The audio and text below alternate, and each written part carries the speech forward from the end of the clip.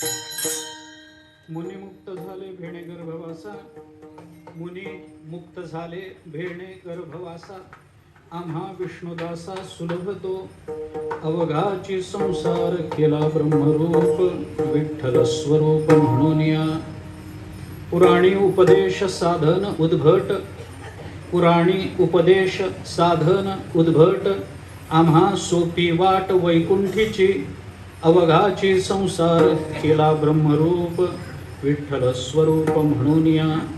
तुका म्हणे जना सकळा सहित, तुका म्हणे जना सकळा सहित, घेऊ अखंडित प्रेमसुख, अवघाचे संसार केला ब्रह्मरूप, विठ्ठल स्वरूप म्हणून या. विठ्ठला विठ्ठला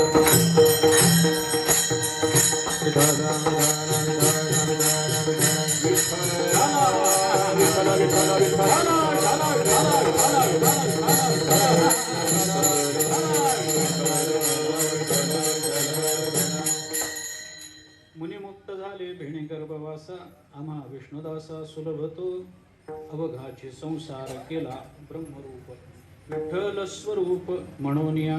जगद्गुरु संत श्रेष्ठ श्री तुकाराम महाराज यांचा अत्यंत प्रसिद्ध अत्यंत महत्त्वाचा असा अभंग आहे. या अभंगामधून तुकोबारायांनी विष्णुदास असणारे आम्ही म्हणजे संत महात्मे भगवत भक्त यांना मोक्ष सुलभ आहे, आणि त्या मोक्षाचं सौलभ्य तुकाराम महाराजांनी इथं सांगताना 2-3 पद्धतीनं आपल्याला सांगितलेलं दिसून येतं.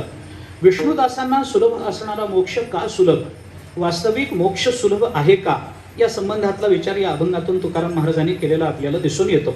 हा उत्सव आजचा 1 दिवसाचा उत्सव अंमळनेरकर परंपरेमध्ये वैकुंठवासी सद्गुरू श्री वासुदेव महाराज नावाचे महापुरुष होऊन गेले. त्यांच्या पुण्यतिथीचा आजचा दिवस असल्यामुळे आपल्याला हे कीर्तन खरं म्हणजे मामांचं आहे बरं. हे कीर्तन मामांचं कीर्तन आहे, परंतु मामांच्या नंतर हे कीर्तन महाराजांकडे आहे, आजोबांकडे आहे, आणि महाराजांकडे अष्टमीचं कीर्तन आल्यामुळे आपली ज्ञानेश्वरीच्या प्रवचनाची सांगता सप्तमीला आहे, नाहीतर आपल्या ज्ञानेश्वरीच्या प्रवचनाची सांगता दशमी होती.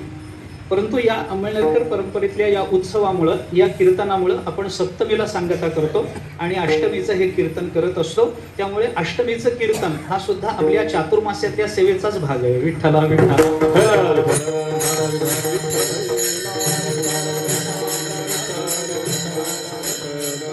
चातुर्मास्याच्या नियमाच्या बाबतीत, आपल्या परंपरेच्या बाबतीत बोलायचं झालं तर तसा शक्यतो आपण परंपरेमध्ये बदल करत नाही, परंपरेमध्ये काही परिवर्तन करत नाही. चालत आलेल्या या नियमांमध्ये आपलं सहसा परिवर्तन नसतं. म्हणून आपली ज्ञानेश्वरी काही झालं, किती काही हो, कसंही हो, आपण एखादी ओवी 15 मिनिटं करू, 2 मिनिटं करू, 10 मिनिटं करू, पण ज्ञानेश्वरीचं चिंतन, चक्री भजन हे आमच्या परंपरेमध्ये नित्य नियमानं आहेच आहे, त्याच्यामध्ये बदल नाही. पण असा अपरिवर्तनशील असणारा परंपरेचा नियम, अगदी जिथं परिवर्तनच नाही असा नियम असून सुद्धा दशमीचा नियम अंमळनेरकर महाराजांच्या या संस्थानाकरता जर बदलला असेल तर या परंपरेचा आणि आपले ऋणानुबंध काय आहेत हे आपल्याला सहज कळू शकतं. त्यामुळे हे कीर्तन खरं म्हणजे मोठ्या विभूतीचं आहे. मी इथं उभं राहू नये, खरं म्हणजे मामांचं आहे, महाराजांनी केलं, नंतर माझ्या पितृचरणांनी केलं, आणि आता मी करतोय, परंपरेनं चालत आलं म्हणून माझ्याकडे हे कीर्तन आलेलं आहे. त्यामुळे ती जबाबदारी सांभाळून, त्या जबाबदारीची जाणीव ठेवून मामांनी पहिल्या पुण्यतिथीला हाच अभंग घेतला होता, म्हणून ह्याच अभंगावर चिंतन आहे. विठ्ठला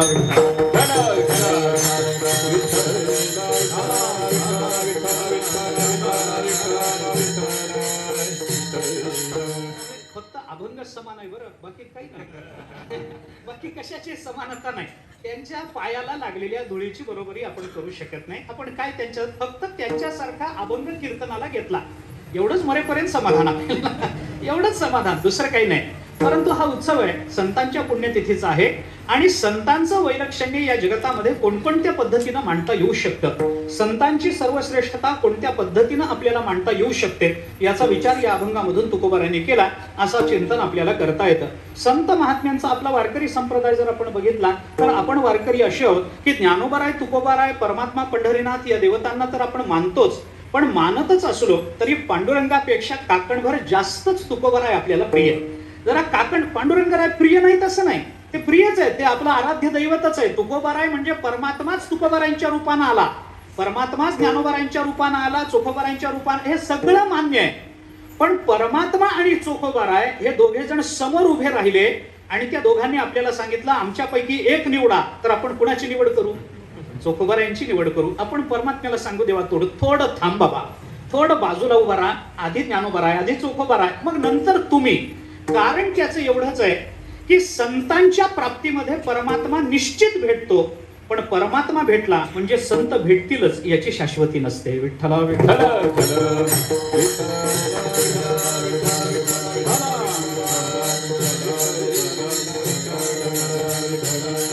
तुकोबारायांची प्राप्ती झाली तर परमात्मा 100%, कारण तो तिथंच आहे. परंतु परमात्मा भेटला म्हणजे तिथं सगळे संत भेटतीलच असं सांगता येत नाही. परमात्मा वैकुंठात आहे. नामदेवराय म्हणतात वैकुंठासी आम्हा नको धाडूवारी. आम्हाला वैकुंठ नकोच आहे. वैकुंठ खोपट जुनाट झोपडी नको आडाआडी घालू आम्हा. वैकुंठात जाऊन काय बा करावे उगीच बैसावे मौन रूप. नामदेवराय म्हणतात आम्हाला वैकुंठ नको, आम्हाला इथं पायरीला जागा बरी. म्हणजे नामदेव परमात्मा राहिला वैकुंठात, नामदेवराय राहिले पायरीला. पण परमात्म्याकडे गेल्यानंतर नामदेवराय भेटायचे नाहीत, पण नामदेवरायांच्या पायरीचं दर्शन घेतलं की आज परमात्म्याची भेट सुलभ आहे. विठ्ठला विठ्ठला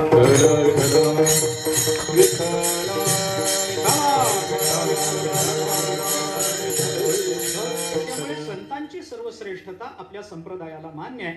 संत महात्मे त्याचा विचार करतात आणि म्हणून परमात्म्याजवळ गेल्यानंतर सुद्धा संतांनी जर काही विशेष मागणं मागायचं ठरवलं असेल तर ते संत संग देई सदा हेच संतांचं मागणं आहे.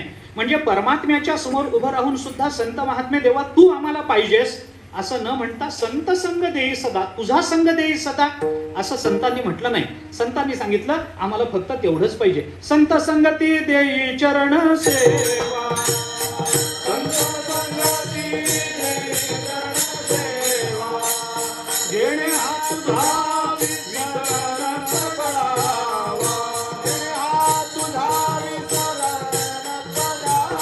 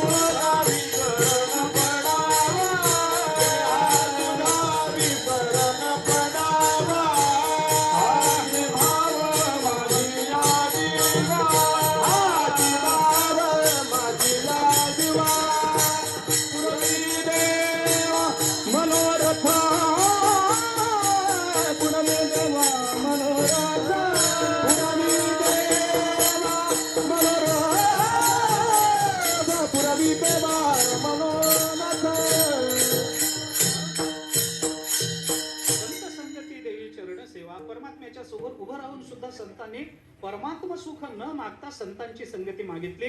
याच्यावरून संत महात्म्यांचं या संप्रदायामध्ये असणारं स्थान, त्यांच्या प्रती असणारा आदर, त्यांच्या प्रती असणारा श्रद्धाभाव आणि त्यांची एकमेवा द्वितीयता आपल्याला कळू शकते.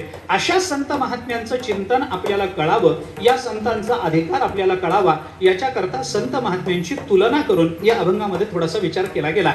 काय असतं, एखाद्या व्यक्तीचं चिंतन करत असताना, एखाद्या तत्वाचं चिंतन करत असताना, त्याचं महत्व महात्म्य सांगत असताना ते दोन पद्धतीनं सांगण्याची पद्धत आहे बरं का. दोन प्रकारानं ते महात्म्य आपल्याला सांगता येतं. एक तर वर्ण्य विषयाच्या गुणांचं चिंतन करून वर्ण विषयाचं महात्म्य सांगा, आणि त्या वर्ण विषयाच्या गुणाचं चिंतन आपल्याला जर करता येत नसेल तर त्याच्या समान असणाऱ्या दुसऱ्या वर्ण विषयाची तुलना करून त्या वर्ण विषयाचं महत्व सांगा. विठ्ठला विठ्ठला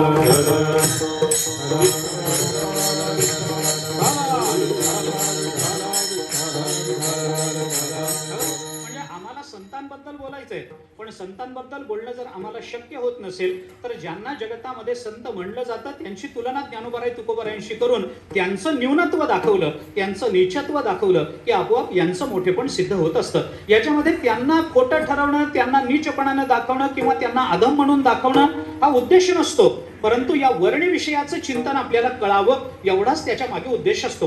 हाच न्याय आपल्याला न्यायाच्या परिभाषेमध्ये जर सांगायचं झालं तर नाही निंदा निंद्यम निंदितुम प्रवर्तते किंतु स्तौतुम विधेयम. विधेयाची स्तुती करण्याकरता ती निंदा करावी लागते, ती निंदा करून पाप प्राप्त करून घ्यावं असा त्याच्या मागचा हेतू नसतो. विठ्ठला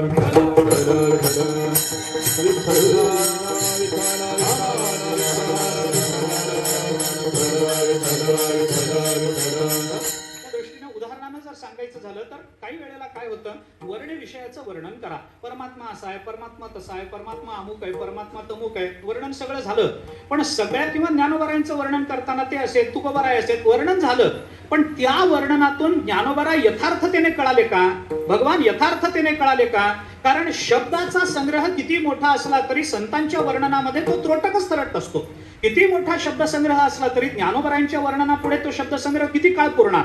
एखादा मिनिट पुरेल, नंतर शब्द दारिद्र्य पदरात पडेल ते पडेलच की नाही. नंतर तुकोबारायांच्या वर्णनाकरता आपण शब्दाच्या बाबतीतले दरिद्री होऊ ते होऊच की नाही. त्यांचं वर्णन आपल्याला शब्दानं करता येणार नाही. आपण परवाही बोलून आलो, महिमानम यत उत्कीर्त्य तव संह्रियते वचः श्रमेण तद शक्त्यावान गुणानाम यत्तया. असं जर कालिदासाचं म्हणणं असेल आणि ते म्हणणं जर संतांच्या बाबतीत यथार्थ असेल तर आपल्याला संतांचं वर्णन आपल्या वाणीनं करता येणार नाही. आपली वाणी थकेल पण त्यांचे गुण संपणार नाहीत. विठ्ठल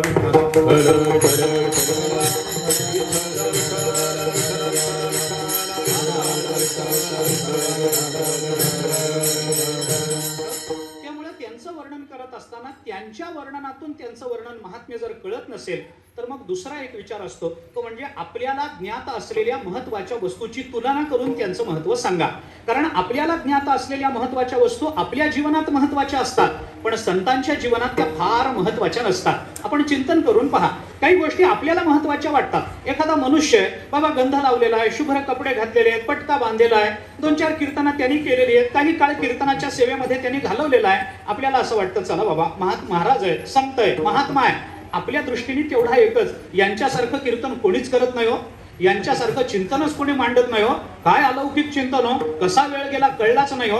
पण जेव्हा अशा मोठ्या व्यक्तींना आपण आपल्या जीवनामध्ये स्थान देत असतो त्यावेळेला संत महात्मे अशांची बरोबरी संतांशी करून दाखवतात आणि सांगतात, तुम्ही ज्याला मोठं म्हणता ते ज्यांच्या समोर तुच्छ ठरतात ते किती मोठे असतील याचं कैमुतिक न्यायानं चिंतन करा. म्हणजे मोठेपण सांगण्यामध्ये यांची निंदा करावी हा हेतू नाही आहे, पण त्यांचं मोठेपण आपल्याला ज्ञात असलेल्या आणि आपल्याला महत्वाच्या वाटणाऱ्या अशा वस्तूवरून आपल्याला ते महात्म्य कळावं एवढाच संतांचा त्याच्या मागचा हेतू असतो. विठ्ठला म्हणून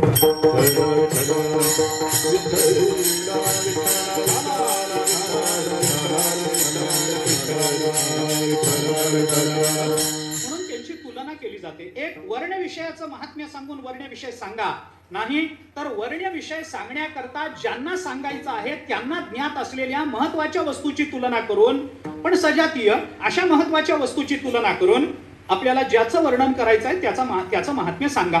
दोन्ही पद्धतीनं सांगता येतं, पण तुलना करून सुद्धा महात्म्य पूर्णत्वानं सांगता येईल असं नाही. तुलना एवढ्याच करता करायची की समोरच्या व्यक्तीला महत्व कळावं आणि कळालेल्या महत्वावरून आपण संत चरणाकडे प्रवृत्त व्हावं एवढाच त्याच्या मागचा हेतू असतो. तुलना केली म्हणून सगळंच महत्व कळतं असं नाही, पण महत्व कळतं एवढं मात्र नक्की आहे. सगळंच कळत नाही पण कळतच नाही असं होत नाही. आपण एक उदाहरणही त्या संबंधामध्ये दिलं होतं, जाता जाता तेही सांगून जातो. जाता जाता ते उदाहरण मी आपल्याला सांगून जातो. काय आवाज जात नाही? आता मी एवढंच बोलू शकतो. काय मला एवढंच बोलतायत, काय करू, मलाही मर्यादा आहेत, माणूस आहे. म्हणजे माणूस आहे एवढं तरी खरं समजा.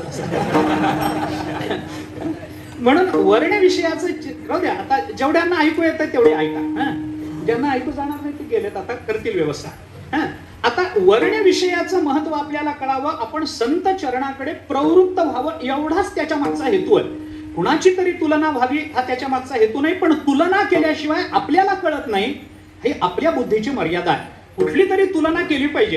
कापड चांगलं आहे, आपण कापडाची एखादी हे कापड चांगलं आहे, किती चांगलं आहे, तुम्ही जावयाला दिलं होतं त्याच्यापेक्षा चांगलं आहे. मग आपल्याला वाटतं हा मग खरंच चांगलं आहे बाबा. म्हणजे आपल्याला जे महत्व कळतं ते तुलनेने कळतं, याला संत काही करू शकत नाही. पण आपल्याला तुलनेने कळतं, याचा उपयोग करून घेऊन आपल्याला संत अंशतः तरी कळावे, निदान त्यांच्या चरणाच्या प्रवृत्तीचा अंश तरी आपल्या अंतःकरणामध्ये निर्माण व्हावा, किंवा थोडी तरी प्रवृत्ती.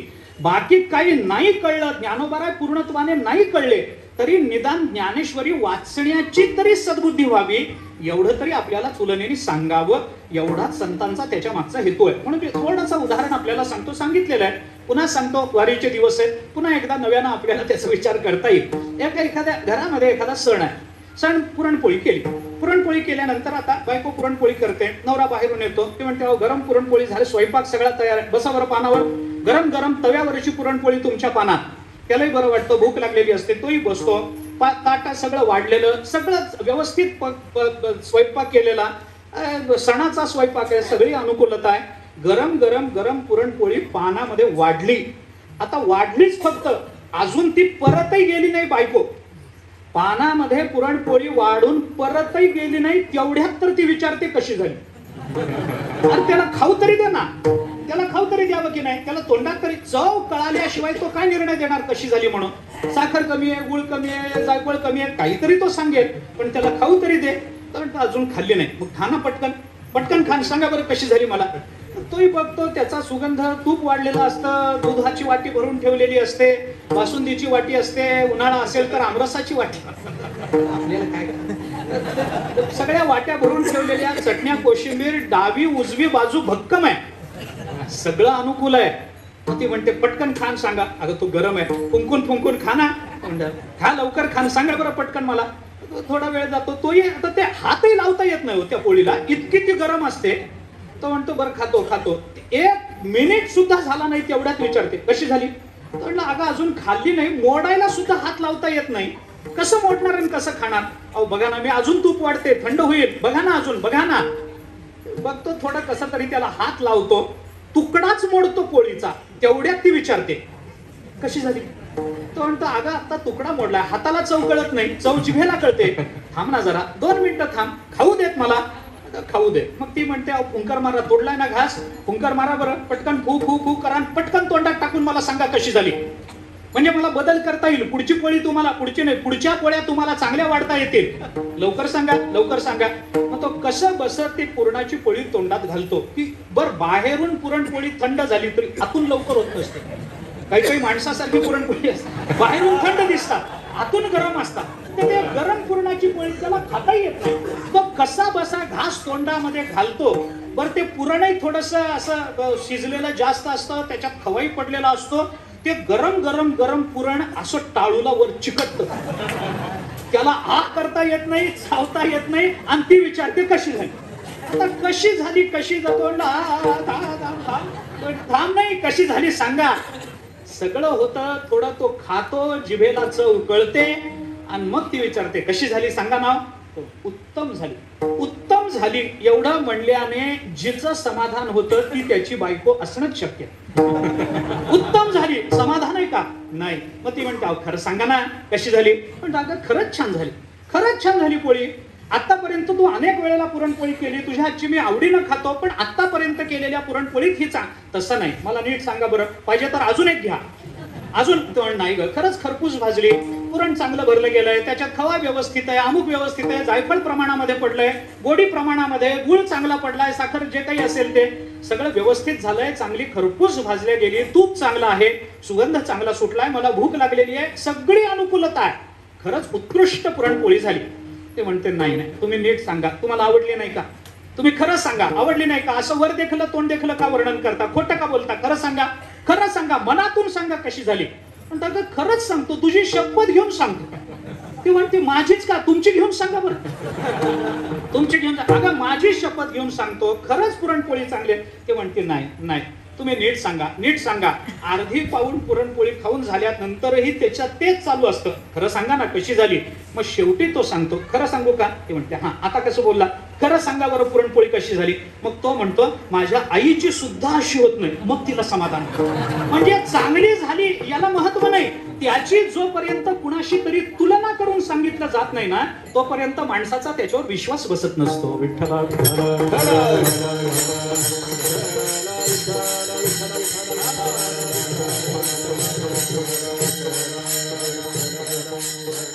त्यामुळं आपल्याला तुलना करून सांगता आलं पाहिजे किंवा सांगितलं पाहिजे, तोपर्यंत जगाचा त्याच्यावर विश्वास बसणार नाही.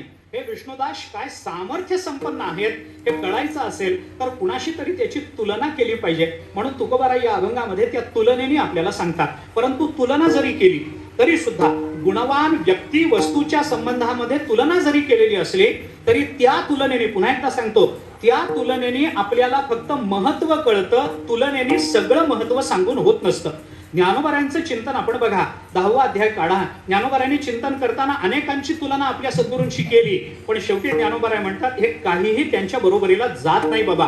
आम्ही किती प्रयत्न करू देत, काही सांगू देत, केवता कल्पतरुवरी फुलवरा, कायसेनी पाहुणेरू क्षीरसागरा, ऐसा कवड्या वासू कापुरा सुवासुदेव, चंदनाते कायसेनी चर्चावे, अमृताते केवते रांधावे, गगनावरी उभवावे घडे केवी, ऐसे श्री गुरुचे महिमान, अकळिता के असे साधन, हे जाणून मी या नमन निवांत केले, तरी प्रज्ञेचे नि आथिरेपणे श्री गुरु सामर्थ्य रूप करू म्हणे, तरी मोतियासी भिंग देणे तैसे होईल का 15.5 या रजतवणी, तैसी स्तुतीची बोलणी, उगियाची माथा ठेवीचे चरणी, हेची भले. विठ्ठला विठ्ठला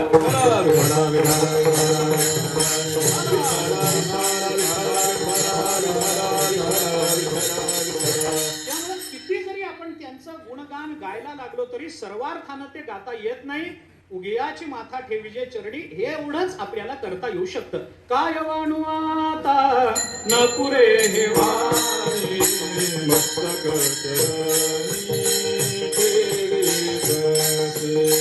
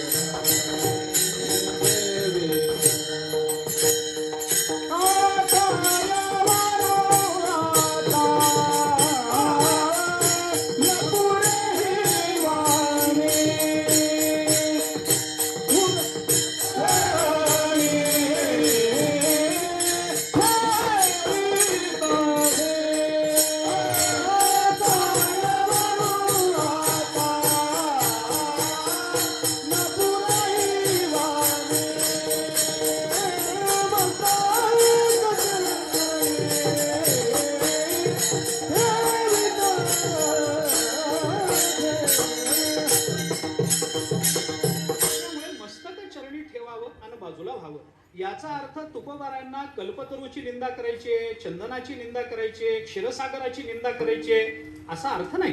क्षीरसागराची निंदा ज्ञानोबाराय कधीही माऊली कधीही करणार नाही. ज्या क्षीरसागरामध्ये स्वतः परमात्मा राहतात त्या क्षीरसागराची निंदा कशी होईल, ज्ञानोबारायांकडून कशी होईल, होणार नाही. मग ती निंदा करणं हा हेतू नाही, म्हणून न्याय सांगितला ही निंदा निंद्यम निंदितून प्रवर्तते. निंदा ही पदार्थाला निंद्य करण्याकरता प्रवृत्त झालेली नाही, किंतु स्तौतुम विधेयम, किंवा विधेयाची स्तुती करण्याकरता ती निंदा प्रवृत्त झालेली आहे. विधेयाची स्तुती करावी, वर्ण विषयाची स्तुती करावी, एवढाच त्याच्या मागचा हेतू आहे. आणि म्हणून तुकोबारायांनी सुद्धा या विष्णुदासांचं महात्म्य सांगत असताना आपल्याला विष्णुदास किती मोठे हे सांगण्यापेक्षा बाकीचे जे स्वतःला ज्ञानी, पंडित, मोठे, विद्वान, ब्रह्मस्वरूप झालेले असे सिद्ध करून ज्यांनी दिलेलं आहे, जे स्वतःला तसे मानतात, ते सुद्धा या विष्णुदासांपुढे कसे लहान ठरतात याची तुलना करून तुकोबारायांनी या अभंगामध्ये आपल्याला चिंतन सांगितलं. आता आपल्याला अशी चिंतन अनेक ठिकाणी दिसून येतात. आम्ही ज्यांना मोठं मानत आलो त्यांची तुलना करून त्यांच्यापेक्षा संत महात्मे किती मोठे आहेत याचा विचार जसं विष्णुदास या शब्दाने तुकोबारायांनी इथे केला, ज्ञानोबारायांनी तर विष्णुदास शब्द बाजूला ठेवून स्वतःचाच विचार त्या ठिकाणी केलेला दिसून येतो. विठ्ठला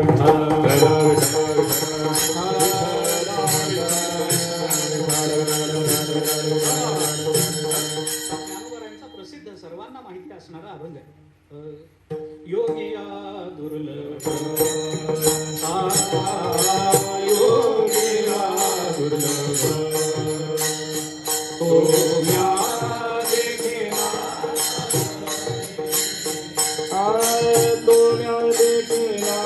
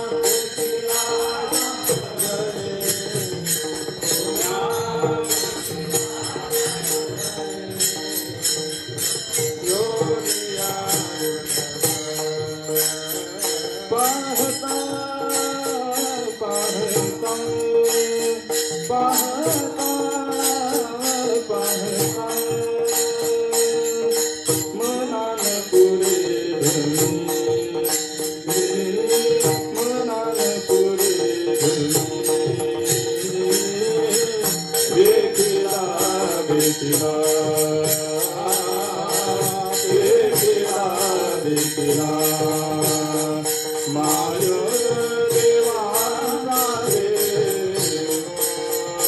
माय देवाचा देव देखिला देखिला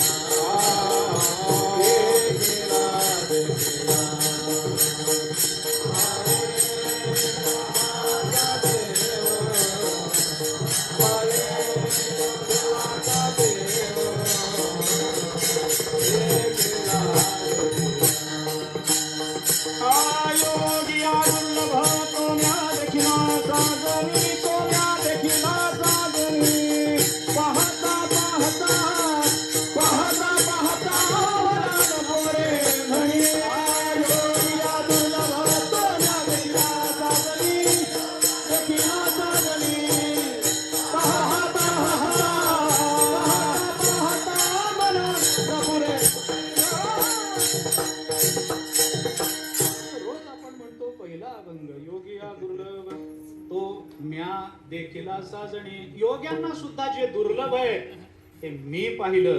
तुकोबाराय विष्णुदास म्हणतात, ज्ञानोबाराय म्हणतात तो विष्णुदास म्हणजे मीच आहे. मलाच ते दिसलं. योग्यांना सुद्धा दुर्लभ असणारं ते परमतत्व हे मी पाहिलं. कितीदा पाहिलं? प्रत्येक चरणात पाहिलं. योगी या दुर्लभ तो म्या देखिला साजणे.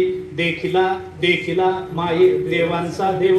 अनंत रूपे अनंत वेशे देखिले म्या त्यासी. अरे योग्यांनी एकदाही बघितलं नाही, मी 3 चरणात 4दा बघितलंय. विठ्ठला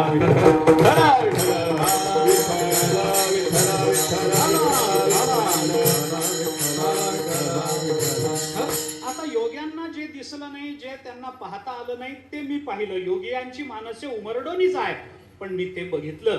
काय बघितलं बाबा? ते बघितलं हे म्हणण्यामध्ये योग्यांची निंदा करावी असा ज्ञानोबारायांचा हेतू आहे का?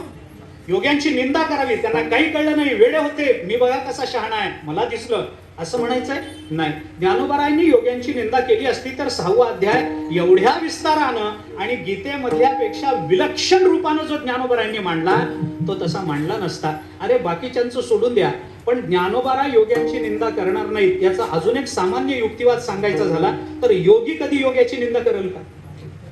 योगी कधी योग्याची निंदा कर? ज्ञानोबारायन एवढा योगी कोण मोठा आहे? योगी पावन मनाचा साहे अपराध जनाचा. हे मुक्ताबाईंनी ज्ञानोबारायांना योगी म्हणून त्यांचं कौतुक केलं, त्यांचं वर्णन केलं की बाबा जगाने तुम्हाला त्रास दिला तरी तुम्ही पाणी होऊन त्या वन्नीला शांत केलं पाहिजे, असा तुमचा स्वभाव. आणि तुम्ही एवढे मोठे योगी असताना, पावन मनाचे योगी असताना हे ज्ञानोबाराय दुसऱ्या योग्याची निंदा करतील का? कधीच करणार नाही. एक महाराज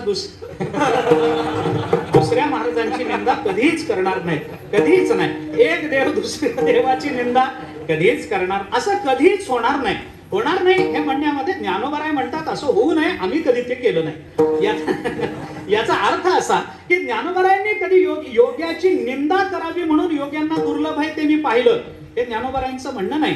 पण योगी आणि भक्त यांच्यामध्ये भक्ताचं वैलक्षण्य आपल्याला कळावं आणि आपण भक्ताकडे प्रवृत्त व्हावं, याच्याकरता ज्ञानोबारायांनी ती तुलना करून आपल्याला दाखवून दिलं. जसं ज्ञानोबारायांनी योग्याची तुलना करून आपल्याला योग्यापेक्षा जास्त काम सांगितलं, कारण आपल्याला तुमच्या माझ्यासारख्या सामान्य माणसांना योगी म्हणलं की हात जोडायची सवय म्हणून. योगी आपल्याला वाटतं योगी म्हणजे फार मोठा, योगी म्हणजे आम्हाला जे माहिती आहे आणि माहिती असणाऱ्यांमध्ये जो उच्च दर्जाचा आहे त्याची तुलना ज्ञानोबाराय भक्ताबरोबर जर करून देत असतील तर ज्ञानोबारायांना योग्याला नीच ठरवायचं नाही, पण भक्ताला श्रेष्ठ ठरवायचं आहे, हे मात्र नक्की आहे. आणि म्हणून ज्ञानोबारायांनी योग्याशी तुलना करून आपल्याला सांगितलं की बाबा योग्यांनाही जे दिसत नाही ते भक्त पाहू शकतात. वैकुंठी तो मी नसे, एक वेळ भानुबिंबही न दिसे, योगियांची मानसे उमरडोनी जाय, परी तयापाशी पांडवा मी हरबला वसावा, नामघोष बरवा करीती माझा. ज्ञानोबाराय चिंतन करतात किंवा करीती ते माझे,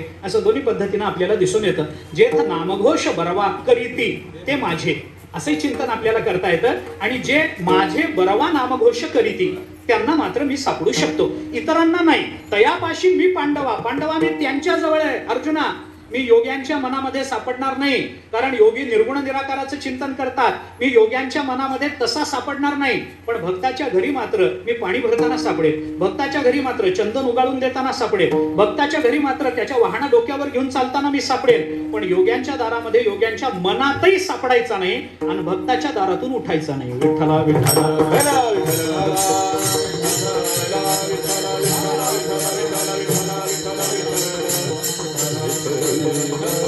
म्हणून ज्ञानोबारांनी जसं योग्याबरोबर तुलना करून भक्त श्रेष्ठ सांगितला, त्या पद्धतीनं तुकोबारांनी सुद्धा इथं योग्यांबरोबर तुलना करायच्या ऐवजी फक्त मुनींबरोबर तुलना केली. योगी आणि मुनी एवढाच फक्त फरक आहे. आता त्या मुनीशी तुलना करून विष्णुदास मोठे हे सांगण्यामध्ये पुन्हा सांगतो, मुनीची निंदा करायची नाही. कारण तुकोबारांना हे माहिती आहे की ज्ञानोबाराय स्वतः मुनी आहे. ज्ञानदेव मंगळ मुनी सेवा करी दासी जनी. जनाबाईंचा अभंग तुकोबारांना माहिती असणं स्वाभाविक आहे, मुखोद्गत असणं स्वाभाविक आहे. कारण ज्ञानेश्वरीचे तुकोबाराय मोठे उपासक आहेत, अंतरंग उपासक आहेत. तुकोबारांनी एवढी ज्ञानोबारांची उपासना कुणी केली असेल? त्यांना सगळंच माहिती आहे की बाबा हे ज्ञानोबाराय कोण आहे, हे ज्ञानेश्वरी कशी आहे. अभाव अक्षराची गाठी ब्रह्मज्ञानाने गोमटी, ते हे माय ज्ञानेश्वरी संत जना माहेश्वरी. ज्ञानदेव मंगळ मुनी सेवा करी दासी जनी. जनाबाई सेवा करते. कोणी त्याला ज्ञानोबारायांना म्हणताना तिथं काय म्हणलं? ज्ञानदेव मंगळ मुनी, असं मुनी म्हटलं की नाही? मग जे ज्ञानोबाराय मुनी आहेत त्या मुनीची निंदा तुकोबाराय करतील का? बोला विठ्ठला विठ्ठला.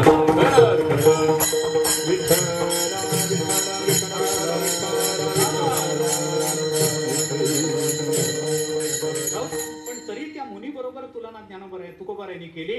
त्याच्यात त्यांना अपेक्षित असणारा मुनी कोण आहे याचं चिंतन थोडंसं वेगळ्या अर्थाने आपल्याला करावं लागेल.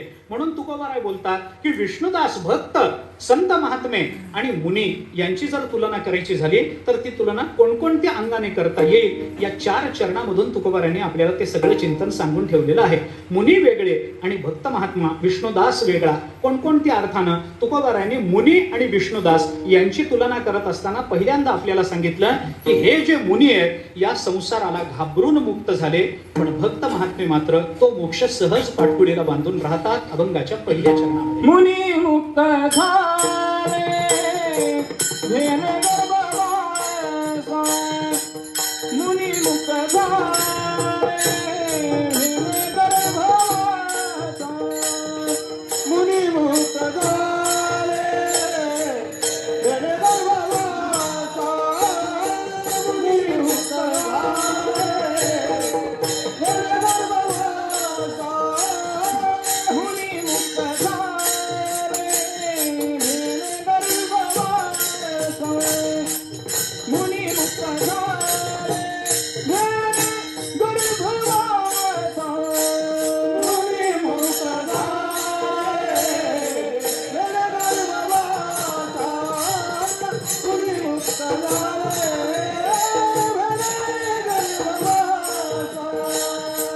आम्हा विष्णुदासा तुला भातो, आम्हा विष्णुदासा तुला भातो, आम्हा विष्णुदासा तुला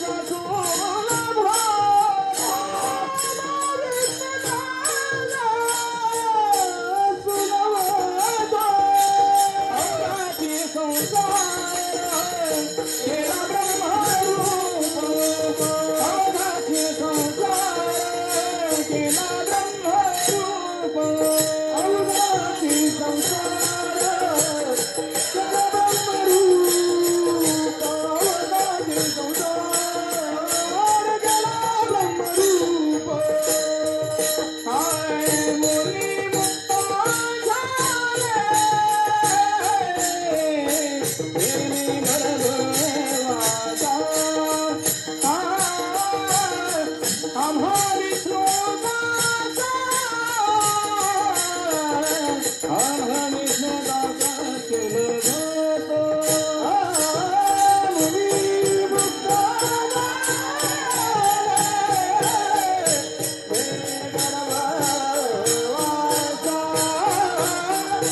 आम्हा विष्णुदासा, आम्हा विष्णुदासा तुला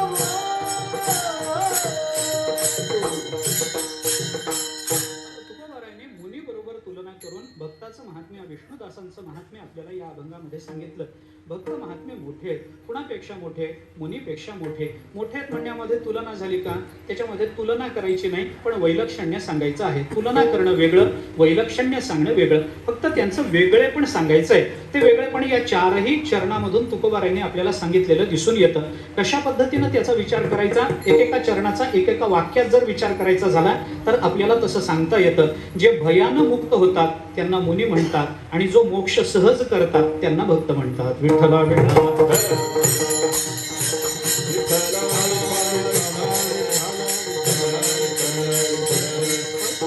दुसरा विचार करा, ज्यांना संसार ब्रह्मरूपानं अनुभवाला येतो त्यांना मुनी म्हणतात, पण ब्रह्मरूप असणाराच संसार विठ्ठल स्वरूप म्हणून ज्यांना जगताला दाखवता येतो त्यांना विष्णुदास असं म्हणता येऊ शकतं.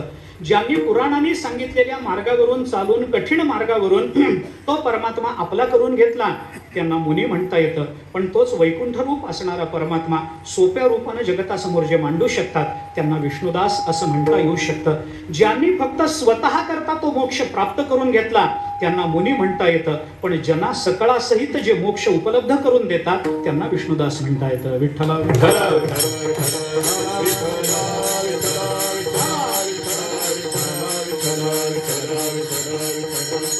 ज्ञानोबरायांची भूमिका तशी सांगायची तर ते त्याच आपण नेहमी सांगतो. अर्जुना गातो भक्तो तोची योगी तोची मुक्तो तो वल्लभा मी कांत ऐसा पडिये. भगवंताबरोबरचं त्यांचं नातं कांत आणि वल्लभ, वल्लभा अशा पद्धतीचं असतं. वल्लभा या शब्दाचा अर्थ आहे पत्नी, आणि वल्लभ किंवा कांत या शब्दाचा अर्थ आहे पती. त्या भक्ताचं आणि माझं जे नातं आहे ते पती पत्नीचं नातं आहे. कलत्र ऐसे कलत्र जे जाणीले. कलत्र, कलत्र शब्दाचा अर्थ आहे कुटुंब. कुटुंब म्हणजे मुलं वगैरे नाही, कुटुंब म्हणजे पत्नी या अर्थाने कुटुंब शब्द घ्यायचा. कलत्र म्हणजे पत्नी. ते माझे कलत्र आहेत असं भगवान म्हणतात. भक्त म्हणजे माझी पत्नी आहे, त्यांचं आणि माझं नातं पती पत्नीचं असतं. हे जे भगवंताचं बोलणं आहे त्या बोलण्याचा बारकाईने विचार केला तर भक्तिशास्त्रामध्ये भगवंताची पत्नी होणं ही भक्ताच्या जीवनातली सर्वश्रेष्ठ अवस्था मानली जाते. विठ्ठला विठ्ठला.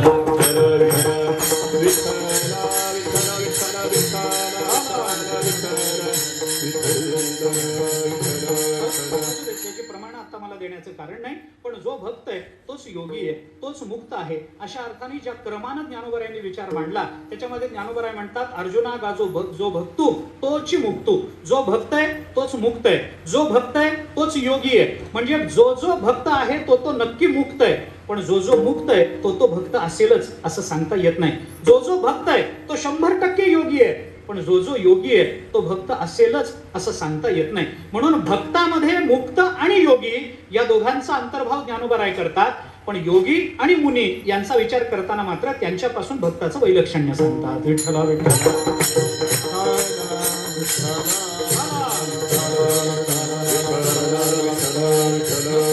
ज्ञानोबरायांची 12व्या अध्यायातली ही ओवी आणि तुकोबारायांचा हा अभंग यांचा जर विचार केला तर ज्ञानोबरायांचं बोलणं अन्वयात्मक आहे आणि तुकोबारायांचं बोलणं व्यतिरेकात्मक आहे. एवढंच आहे. तुकोबाराय वेगळे पण सांगतात आणि ज्ञानोबराय त्याचा अंतर्भाव करून देतात, एवढाच त्याच्यामधला फरक आहे. म्हणून तुकोबाराय बोलतात की मुनिमुक्त झाले भेणे गर्भवासा. चारही चरणामध्ये मुनी आणि भक्त यांचा विचार तुकोबारायांनी मांडून दिला. मी एकेका वाक्यामध्ये आपल्या समोर ठेवला. मला सगळ्या चरणांवर विस्तारानं भाष्य करता येणार नाही, पण याच्यामध्ये महत्वाचा विषय तुकोबारायांच्या दृष्टीने जर कोणता असेल तर तुका म्हणे जना सकळा सहित याच अनुषंगानं उरलेल्या 3 चरणाचा अर्थ लावला पाहिजे बरं का. नाहीतर अवघाचे संसार ब्रह्मरूप केला तर मुनी नाही केला, आम्ही केला, काय फरक राहिला? काही फरक राहिला नाही. पण तसं वैलक्षण्य आपल्याला प्रत्येक चरणामध्ये तुका म्हणे जना सकळा सहित येऊ अखंडित प्रेमसुख या अनुषंगानच या 3 चरणाचा विचार केला तर ते वैलक्षण्य आपल्याला कळू शकतं. आता हे मुनी भयानं मुक्त झाले असं जे चिंतन तुकोबारायांनी केलंय त्याचा विचार जर केला तर भयानं मुक्त झाले ते मुनी आहेत. कशाचं भय वाटलं बाबा त्यांना? मुनी मुक्त झाले भेणे गर्भवासा. कशाच्या भयानं मुक्त झाले? तर सरळ आहे, ज्याच्या भयानं मोक्ष ज्या अर्थी त्यांनी मिळवला त्या अर्थी त्यांना बंधाचं भय आहे. बंधाचं भय आहे म्हणजे कोणाचं भय आहे? म्हणजेच प्रपंचाचं भय आहे. प्रपंचामधल्या येण्या जाण्याच्या या संसरणाचं भय त्यांच्या अंतःकरणामध्ये निर्माण झालं आणि ते भय अंतःकरणामध्ये राहिल्यामुळं गर्भातून बाहेर पडल्याबरोबर नागवेच पळून गेले ते सगळे मुनी आहेत. विठ्ठला विठ्ठला.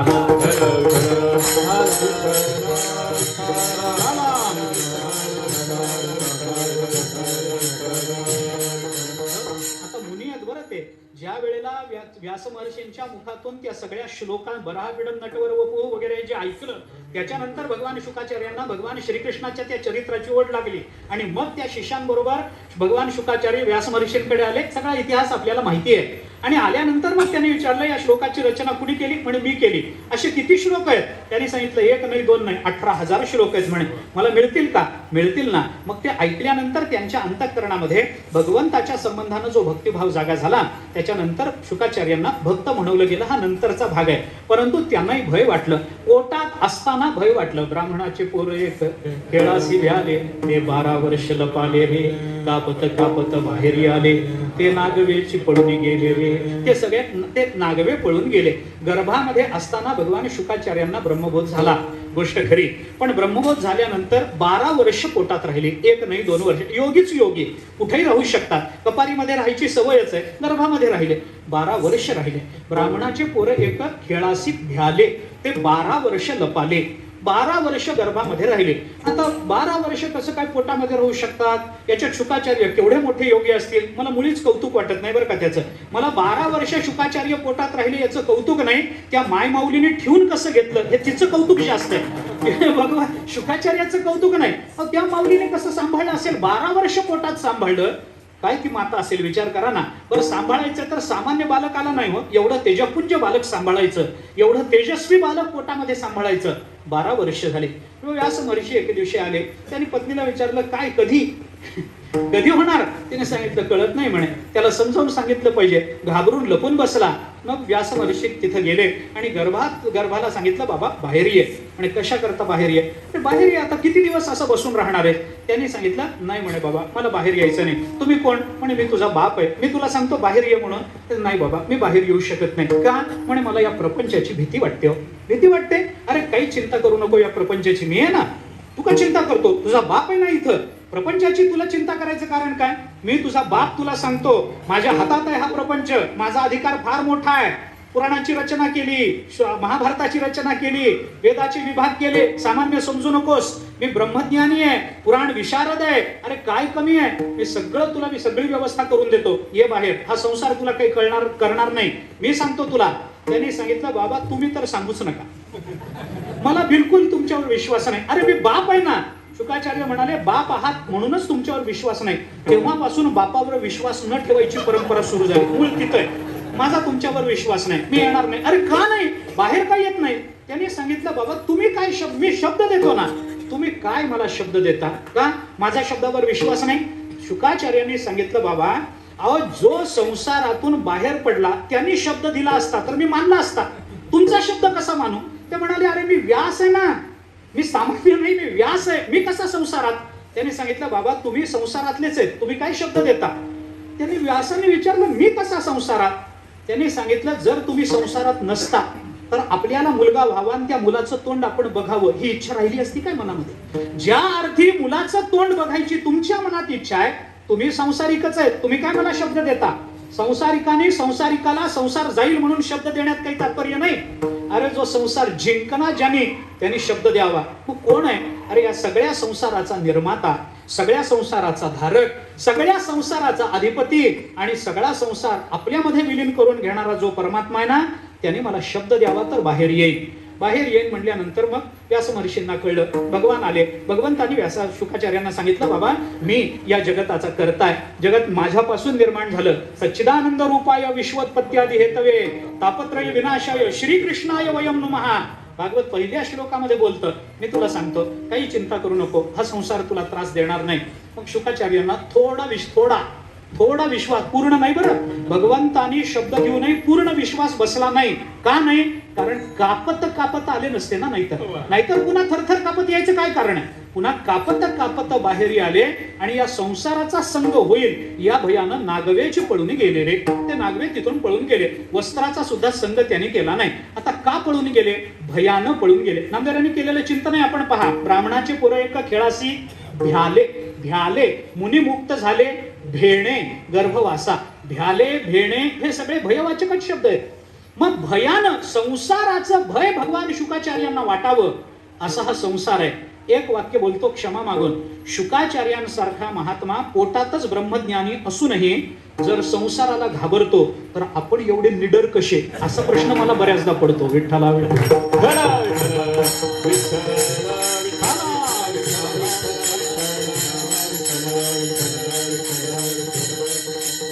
भयच वाटत नाही होते संसाराचं, भयच वाटत नाही. देवाने काहीतरी माग म्हणून सांगितलं तर संसार जाऊ दे असं कोणी मागत नाही. वाढावे संतान हेच मागणं चालू आहे. वर द्या, संपत्ती द्या, हे द्या, घर द्या, अमक द्या, तमक द्या, हेच आमचं मागणं जर चालू असेल तर संसाराचा आम्हाला भय वाटत नाही. ही गोष्ट खरी आहे. एका सुभाषितामध्ये त्या संबंधातला थोडासा विचार सांगितलाय. काय आहे? अतिपरिचयात अवज्ञा संतत गमनात अनादरो भवती मलये भिल्ल पुरंदरी चंदन तरुकाष्टम इंधनम कुरुते, असं एक सुभाषित आहे. अतिपरिचय झाला की अवज्ञा होत असते. अतिपरिचयात अवज्ञा संतत गमनात अनादरो भवती. नित्य माणसं जेव्हा एकमेकांना भेटतात तेव्हा एकमेकांचा अनादर थट्टे थट्टेमध्ये होतच असतो. कशा पद्धतीने? मलये भिल्ल पुरंदरी चंदन तरुकाष्टम इंधनम कुरुते. मलय पर्वतावर राहणारी भिल्लाची बायको सरपण म्हणून चंदनाचीच लाकडं जाळते. पाणी तापवायला चंदनाचंच लाकूड. चंदन बघायला मिळत नाही. आपल्याला ज्या वेळेला चंदन मिळतं त्या वेळेला बघायला आपण राहत नाही. आणि ज्या वेळेला बघता येतं त्या वेळेला चंदन बघायला मिळत नाही. आणि ज्या वेळेला तुकडा मिळतो त्या वेळेला बघता येत नाही. असं विचित्र आहे. पण ती भिल्लाची बायको, मलय पर्वतावर राहणारी भिल्लाची बायको, तिला मात्र रोज सरपण म्हणून चंदनाची लाकडं जाळते. कारण मलय पर्वतावर सगळीकडे चंदनच चंदन आहे. अतिपरिचयात अवज्ञा होते. किंवा लोके प्रयागवासी कूपे स्नानम समाचरेत, असं दुसरा एक पाठभेद त्याला सांगितलाय. बरं, अतिपरिचयात अवज्ञा संतत गमनात अनादरो भवती लोके प्रयागवासी कूपे स्नानम समाचरेत असं म्हटलं गेलं. म्हणजे प्रयाग क्षेत्रामध्ये राहणारे लोक त्रिवेणी संगमावर आंघोळीला जात नाहीत, ते घरच्या विहिरीवरच आंघोळ करतात. आता इथून लोक आपली हाडं उचकळून काढावीत म्हणून तिथपर्यंत जातात त्रिवेणी संगमा. अरे बाबा, तिथं जाऊन एकदा स्नान झालं, पुण्य संपादन केलं, तिथल्या तिथं मेलो तर मोक्ष तरी मिळेल बाबा म्हणून तिथं जातात. तिथून एवढा त्रास सहन करून.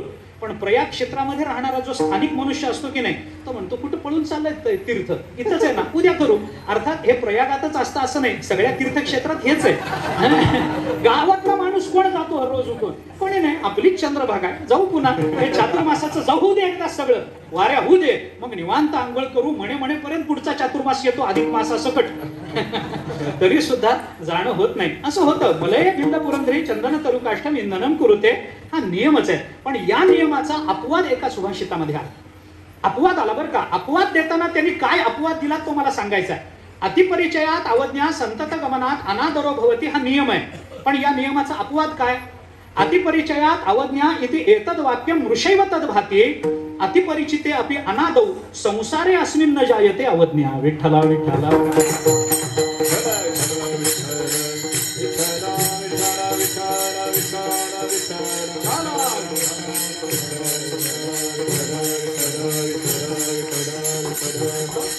अतिपरिचयात अवज्ञा इति एतद वाक्यम, हे जे वाक्य आहे अतिपरिचयात अवज्ञा, हे जे वाक्य आहे हे वाक्य मृषैव तद्भाती, हे वाक्य खोटं माना बाबा. का? कारण याला अपवाद आहे. काय अपवाद? अतिपरिचिते अपि अनादौ, हा संसार अतिपरिचित आहे. का? अनादि कालापासून आपल्याला प्राप्त झाला. अनादि संसार मालेच्या ठाई. नाथ महाराज बोलतात की नाही, हा संसार कधी भोगित होता प्रबुद्धा?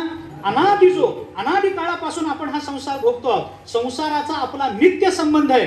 पण एवढं असून सुद्धा अतिपरिचिते अपि अनादौ संसारे अस्मिन न जायते अवज्ञा, कधी या संसाराची आपण अवज्ञा करत नाही. म्हणून या संसाराला घाबरायला पाहिजे. तिथं आपण निडर होतो. आणि ज्या परमात्म्यापुढे छाती पुढे काढून जाऊन त्याच्या चरणावर लोटून दिलं पाहिजे, तिथं दर्शन होईल का नाही म्हणून घाबरून घरी बसतो. विठ्ठला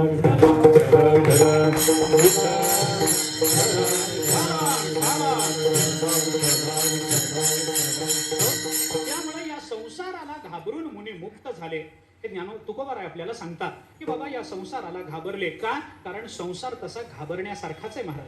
ज्ञानोबारायांनी ज्या ज्या पद्धतीने या संसाराला विशेषण दिली आहेत की नाही, त्याच्यातलं एकही विशेषण कधी चांगलं नाही हो. बरं, 15व्या अध्यायातच ही विशेषणं आलीत अशी नाही, सगळ्या अध्यायामध्ये ज्ञानोबारायांनी अशी विशेषणं दिली की या संसाराला घाबरलं पाहिजे. दुजे जवळ जवळ घडे तव तव संसार भय जोडे. भय, संसार, भय असा शब्द ज्ञानोबारायांनी वापरला. अरे हा संसार आपल्याला त्रस्त करणार आहे, हा संसार आपल्याला त्रास देणार आहे, हा संसार आपल्याला किती कर्माची मोहरा उठून येतो आणि अहंकारा, संसाराचा दरारा शब्द वापरला. हा संसाराचा दरारा आहे. पण आम्हाला दराराच वाटत नाही म्हणून आम्ही कधी मुक्त होत नाही. मुक्त होण्याकरता संसाराचं दुःख कळलं पाहिजे की नाही, संसाराचं भय वाटलं पाहिजे की नाही. आम्हाला संसाराचं भय वाटत नाही. अरे या संसाराने आतापर्यंत कित्येक जन्मामध्ये कुणाला समाधान दिलंय याचं एक उदाहरण मला दाखवा. एक उदाहरण, संसाराने सुख दिलं याचं या पृथ्वी तलावरचं एक उदाहरण मला दाखवा. आपण तुकोबारायांना अभंग बदलायला लावू. विठ्ठला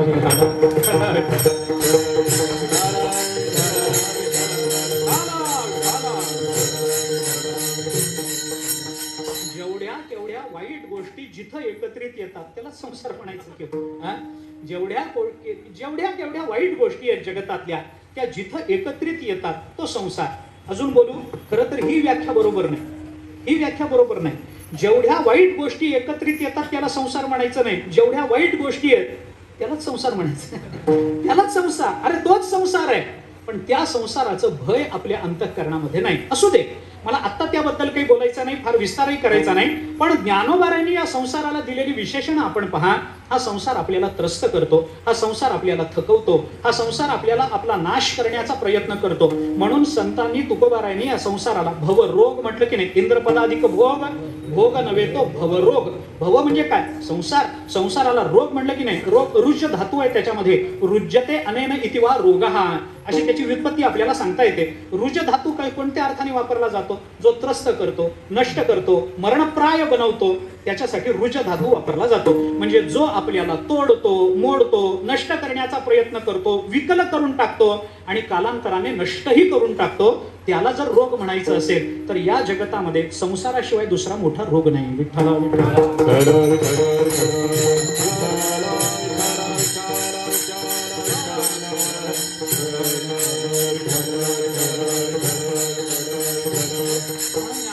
तशाच पद्धतीची सगळी विशेषणं आपल्याला वापरलेली दिसून येतात. अरे हा संसार आम्हाला संसाराचा दरारा सांडणे येणे, संसाराचं ओझं म्हणलं आपण नेहमी सांगतो. अर्जुनाचे निव्याजे, गीता प्रकाशोनी श्रीराजे, संसारा एवढे थोर ओझे फेडिले जगाचे. ओझं म्हणलं काही चांगलं आहे का सांगा ना. नाही, अजून 18व्या अध्यायामध्ये आपण थोडं अजून चिंतन करून पहा. ज्ञानोबराय या गीतेचं वर्णन करताना सांगतात की श्लोकाक्षरद्राक्षलता मांडव झाली आहे गीता, संसार पथ श्रांता विसावावया. श्रांत, श्रांत म्हणजे थकलेला. हा संसार आपल्याला जन्मोजन्मी थकवत आलाय. जो आपल्याला थकवतो त्याला आपण घाबरलं पाहिजे. ज्याचा दरार आहे त्याला आपण घाबरलं पाहिजे. ज्याचं भय आहे त्याला आपण घाबरलं पाहिजे. एक नाही, अशी अनेक उदाहरणं मी आपल्या. ज्याचं ओझ आहे त्याला आपण घाबरलं पाहिजे. पण या कशालाही आपण घाबरत नाही. आणि घाबरत नाही म्हणूनच जन्म जन्मांतरामध्ये संसाराच्या बंधनात आपण पडत राहतो. पण मुनींचं तसं नाही. मुनी काय करतात? मुनी मुक्त झाले भेणे गर्भवासा. या संसाराला घाबरून ते मुनी मुक्त झाले. हा गुण वाटण्याची शक्यता आहे. पण तुकोबाराय म्हणतात हा गुण नाही. भक्ताचा विचार केला तर हा गुण नाही. का गुण नाही त्याचा विचार मी करतो, थोडासा नंतर करतो. ऐका, थोडा विचार त्या संबंधाचा आधी मांडतो. थोडा ऐका. मुनी मुक्त झाले भेणे गर्भवासा, इथं मुनी शब्द वापरला. मुनी शब्द काय अर्थाने वापरला जातो? मुनी म्हणजे कोण? मुनी या शब्दाचा अर्थ काय करायचा? बृहदारण्यक उपनिषदामध्ये मुनी शब्दाचा विचार करत असताना एक दोन मंत्रामधून त्याचा विचार केला गेलाय बरं का. ज्ञानेश्वर महाराजांना ज्ञानदेव मंगळ मुनी असं म्हणतात. तो मुनी शब्द कोणत्या अर्थाने आला? ब्रह्मसूत्राच्या 3ऱ्या अध्यायामध्ये अनाविष्कुर्वन नन्वयात असं एक सूत्र आलं बरं का. 4थ्या पादामध्ये अनाविष्कुर्वन नन्वयात असं सूत्र आलं. आता या सूत्रावर भाष्य करत असताना हे सूत्र आणि याच्या आधीचं एक सूत्र सोडून त्याच्या आधीचं सूत्र, अशा दोन सूत्रावर भाष्य करताना, अधिकरणावर भाष्य करताना जगद्गुरु शंकराचार्यांनी एकच श्रुती प्रमाण म्हणून दिली. बृहदारण्यकामध्ये ती श्रुती आहे, 3ऱ्या अध्यायामध्ये आलेली श्रुती आहे. बृहदारण्यक उपनिषद त्या संबंधामध्ये असं बोलतं, तस्मात् ब्राह्मणः पांडित्यम निर्विद्य बाल्येन तिष्ठासेत, बाल्यमच पांडित्यमच निर्विद्याथ मुनिः. मुनी शब्दाची व्याख्या करताना बृहदारण्यकांनी ही व्याख्या केली. मुनी मुनी म्हणजे काय? तस्मात् ब्राह्मणः पांडित्यम निर्विद्य बाल्येन तिष्ठासेत. अनाविष्कुर्वन नन्वयात या सूत्रावर भाष्य करताना एवढीच श्रुती आहे. पण या त्या आधीच्या सूत्रावर भाष्य करताना आचार्यांनी पुढची श्रुती घेतली, बाल्यमच पांडित्यमच निर्विद्याथ मुनिः. हा मुनी आहे. कोण आहे बाबा? या सगळ्याचा अर्थ काय? आचार्यांनी त्याचा अर्थ करताना नेमका कसा केलाय याचा विचार केला तर भेणे जे मुक्त झाले ते मुनी कोण आणि ज्ञानदेव मंगळ मुनी म्हणजे कोण मुनी याच्यातला फरक आपल्याला कळेल. विठ्ठला विठ्ठला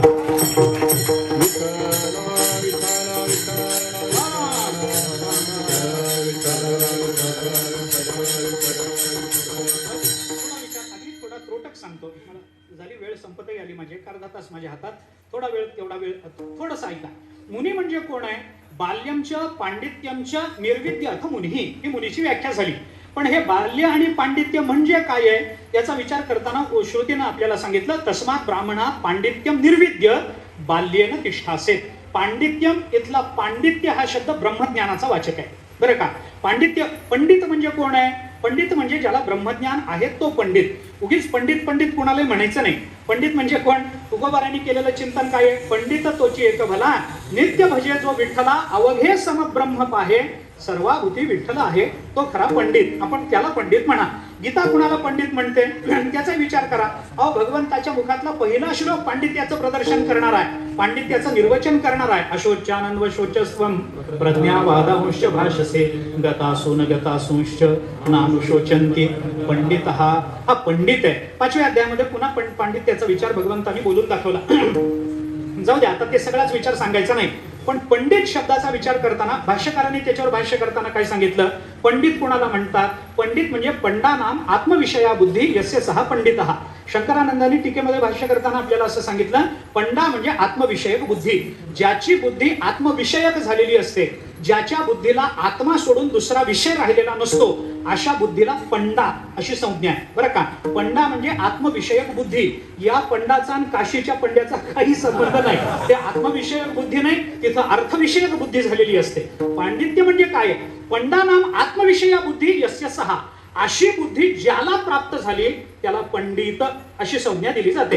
आचार्यांनी 5व्या अध्यायात हे भाष्य केलं. शंकरानंदांनी 2ऱ्या अध्यायाच्या 11व्या श्लोकावर भाष्य करतानाच अशा पद्धतीचं भाष्य केलं. अर्थात शंकरानंदांनी आचार्यांच्या भाष्याला अनुसरूनच ते भाष्य केलंय, याच्याबद्दल मतभेद नसावेत. म्हणजे काय? पंडा नाम आत्मविषया बुद्धी. ज्याची बुद्धी आत्म्याला विषय करणारी झाली अशा बुद्धीला पंडा म्हणतात. आणि अशी बुद्धी ज्याला प्राप्त झाली त्याला पंडित अशी संज्ञा आहे. म्हणजे पंडित कोण झाला? आत्मस्वरूपाचा ज्याला बोध झाला तो झाला पंडित. तस्मात् ब्राह्मणा, ब्रह्मज्ञानाची जिज्ञासा करणारा, ब्रह्म जाणून घेऊ इच्छिणारा जो ब्राह्मण आहे तो काय करतो? तस्मात् ब्राह्मणा पांडित्यम निर्विद्य, पांडित्य प्राप्त करून घेतो. आणि त्यांनी काय केलं पाहिजे? बाल्येन तिष्ठासेत, त्यांनी बाल्य रूपामध्ये राहिलं पाहिजे असं श्रुतीचं म्हणणं आहे. आता बाल्य रूपामध्ये राहिलं पाहिजे. बाल्यमच्या पांडित्यमच्या निर्विद्यार्थ मुनी. आणि असं पांडित्य आणि असं बाल्य हे दोन्ही ज्याच्या ठिकाणी एकत्रित झालेलं आहे त्याला मुनी असं म्हटलं जातं. विठ्ठला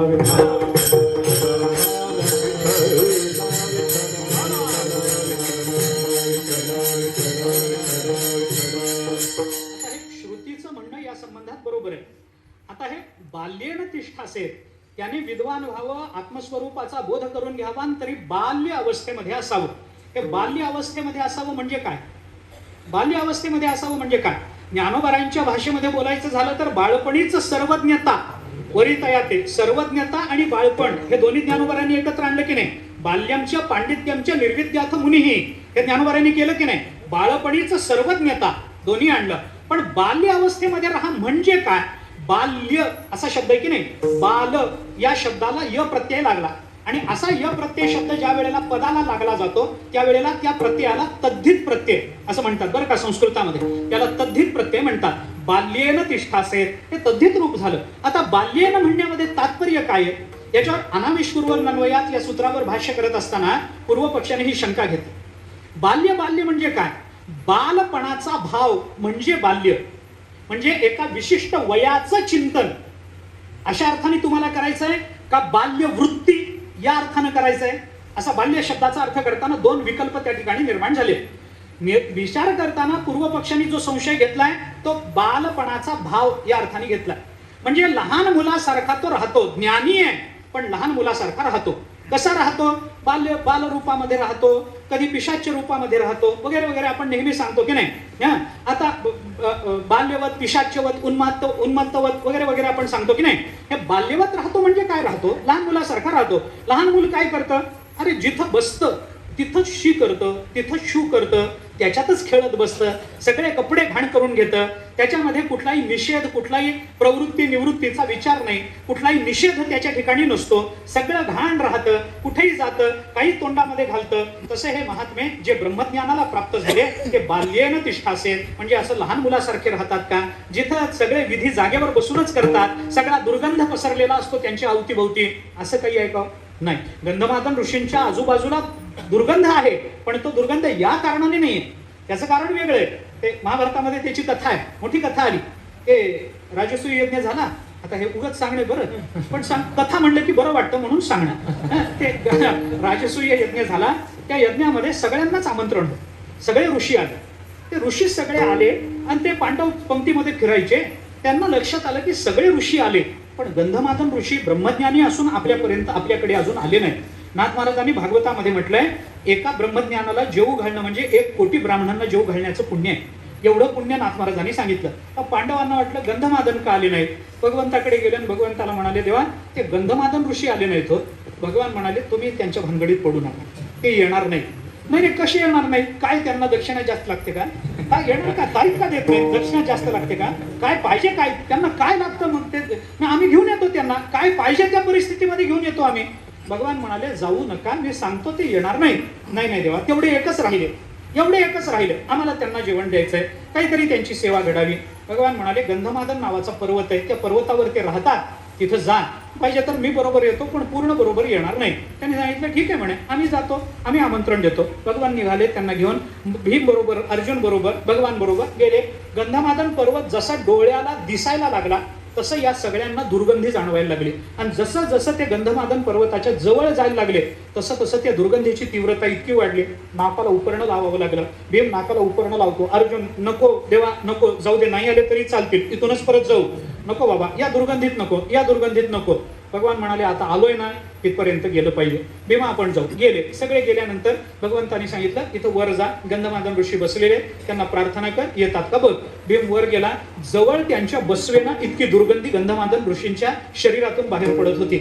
गेला जवळ, कसा बसा गेला, पाया पडला, गंधमादन ऋषींना थोडं अंतर ठेवून बसला, हात जोडून प्रार्थना केली. राजसूय यज्ञ चालू आहे, सगळे ऋषीमुनी जेवण करून गेले, आपण एकदा यावं अशी इच्छा आहे. गंधमादनाने सांगितलं, भीमा खरं सांगू, मला येऊन या म्हणून आमंत्रण देऊ नको. का नको म्हणता तुम्ही? अरे का नको, काय तुला माझी दुर्गंधी कळली नाही का? योजनभर आधीपासून माझी दुर्गंधी पसरलेली असते, मी जर आलो तर कोणीही तिथं बसणार नाही, इतकी दुर्गंधी पसरेल, मला आमंत्रण देऊ नको. बाकीच्या कार्यामध्ये विघ्न येऊ नये म्हणून मला आमंत्रण नको, नाहीतर तुमच्याकडचा भगवंताचा प्रसाद मी नाकारला असता का? नको बाबा, मला बोलवू नको. पुष्कळ चर्चा झाली. शेवटी भीमाने भगवंताला सांगितलं, तेव्हा येत नाही म्हणतात. भगवान म्हणाले, ठीक आहे, येणार नाहीत, मी तुम्हाला आधीच म्हणलं होतं, पण भीमा तू विचारलंस का रे एकदा, का बरं हे काय येत नाही, एवढी दुर्गंधी त्यांच्या शरीरातून का निर्माण होते, विचार तरी एकदा. भगवंतानी त्याला सांगितल्यावर भीम गेला, म्हणजे महाराज विचार, तुमच्या शरीरातून एवढी दुर्गंधी येते म्हणून तुम्ही येत नाही का बाबा, तुम्ही का येत नाही, एवढी दुर्गंधी का तुमच्या शरीरातून बाहेर पडते? गंधमादन हसले, तुला कुणी विचारायला सांगितलं रे? ते तिथं बसले, ते म्हणले, मग मला हेतू कळाला, आता तुला सांगतो काय हेतू आहे. काय म्हणे, मागच्या जन्मामध्ये मी एक राजा होतो, राजेपणाच्या अवस्थेमध्ये मी एक राजसूय यज्ञ केला.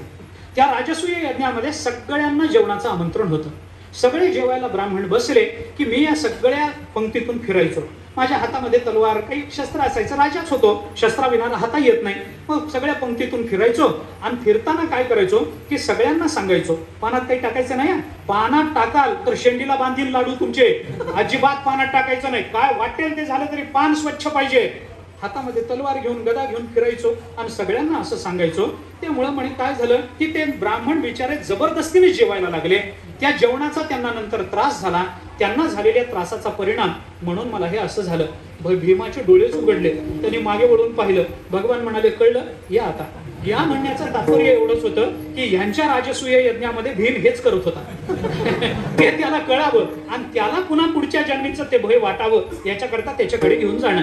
पण मी कशा करता, एक गंधमादन ऋषींची कथा मध्येच आली, मी म्हणलं ना त्याचा आत्ता याच्याशी काही संबंध नाही आपला, पण कथा आहे म्हटल्यानंतर बरं वाटतं, थोडं चित्त रमतं म्हणून सांगितलं. आणि जेवायला घरी बोलवलेल्या पाहुण्यांबरोबर कसं वागावं हे कळतं म्हणून सांगितलं. जाऊ द्या, त्याचा जो काही विचार असेल तो असेल. मुद्दा एवढा, आपला मुद्दा असा चालला की ते लहान मूल जरा जसं बसल्या जागी सगळे आपले प्रातर्विधी उरकून घेतं, तसं हे महात्मे सुद्धा ब्रह्मज्ञानाला प्राप्त झाल्यानंतर जागच्या जागी सगळं करतात, म्हणून बाल्येन तिष्ठासेत म्हणायचं का? आचार्यांनी त्याचा उत्तर पक्ष करताना असं सांगितलं, असं म्हणण्याचा हेतू नाही. तिथला बाल्य या तद्धित प्रत्ययाचा अर्थ वेगळा करावा लागेल. काय करावा लागेल? आचार्यांचं एकच वाक्य तिथं आहे, त्या एकाच वाक्यामध्ये आचार्यांनी या सगळ्याचा खुलासा करून टाकला. आचार्य काय म्हणतात? ज्ञान अध्ययन धार्मिकत्वादिभिः आत्मानं अविख्यापयन दंभ दर्प रहितो भवेत इति बाल्येन तिष्ठासेत, असं आचार्यांचं तिथलं वाक्य आहे. आचार्य बोलताना भाष्यामध्ये असं म्हणतात, ज्ञान अध्ययन धार्मिकत्वादिभिः आत्मानं अविख्यापयन, त्यांना आत्मस्वरूपाची यथार्थ जाणीव झाली. कशाने झाली? ज्ञान अध्ययन धार्मिकत्वादिभिः, धर्माचं परिपालन करून अंतःकरण शुद्ध करून घेतलंय. त्याच्याने ज्ञान अध्ययन अशा शुद्ध अंतःकरणाने त्यांनी अध्ययन केलंय आणि त्या गुरूंच्या चरणाजवळ बसून अध्ययन केलेलं असल्यामुळे त्यांना ज्ञान प्राप्त झालंय. ज्ञान अध्ययन धार्मिकत्वादिभिः आत्मानं अविख्यापयन, आत्मा त्यांना आता अपरिचित राहिलेला नाही, आत्माचा त्यांना पूर्ण परिचय झाला. आणि असे जे महात्मे आहेत ते बाल्येन म्हणजे काय? त्यांनी सांगितलं, लहान मूल जसं जागच्या जागी बसून सगळं करतं तसं त्याचा अर्थ नाही. मग लहान मूल ज्या पद्धतीनं निर्वैर अंतःकरणाचं असतं तसे हे महात्मे सुद्धा निर्वैर अंतःकरणाचे असतात. दंभ दर्प रहितो भवेत इति बाल्येन तिष्ठासेत, ते दंभ आणि दर्पानं रहित असतात. त्यांच्या अंतःकरणामध्ये कोणता दंभ नसतो, कोणता दर्प नसतो. असा दंभ दर्प रहित असणारा जो पंडित अशा अवस्थेमध्ये जो राहतो, कारण पंडित झाला की त्याला कदाचित दर्प येण्याची शक्यता असते. मग त्याला पंडित आहे पण बाल्येन नाही, पंडित आहे पण तो बाल नाही आहे, बरं का? बाल्येनं राहिलं पाहिजे. ज्ञानोबा आहे, पंडितही आहेत आणि बालही आहेत. किती? 12व्या वर्षी हो, 16व्या वर्षी तर मोठ्या मोठ्या पंडितांची बुद्धी स्थिमित होऊन जावी, थकून जावी, अशा शब्दांची योजना 9000 ओव्यांनी करणं काय पांडित्य असेल. आणि बाल्यानं म्हणायचं असेल तर इतके लहान की मुक्ताबाईंनी समजावल्यावर सुद्धा त्यांची समजूत निघते. आपल्यापेक्षा लहानांनी समजावल्यावरही आपली समजूत निघावी, इतकं लहान जगतामध्ये ज्ञानोबारांशिवाय कोणी नसेल. विठ्ठला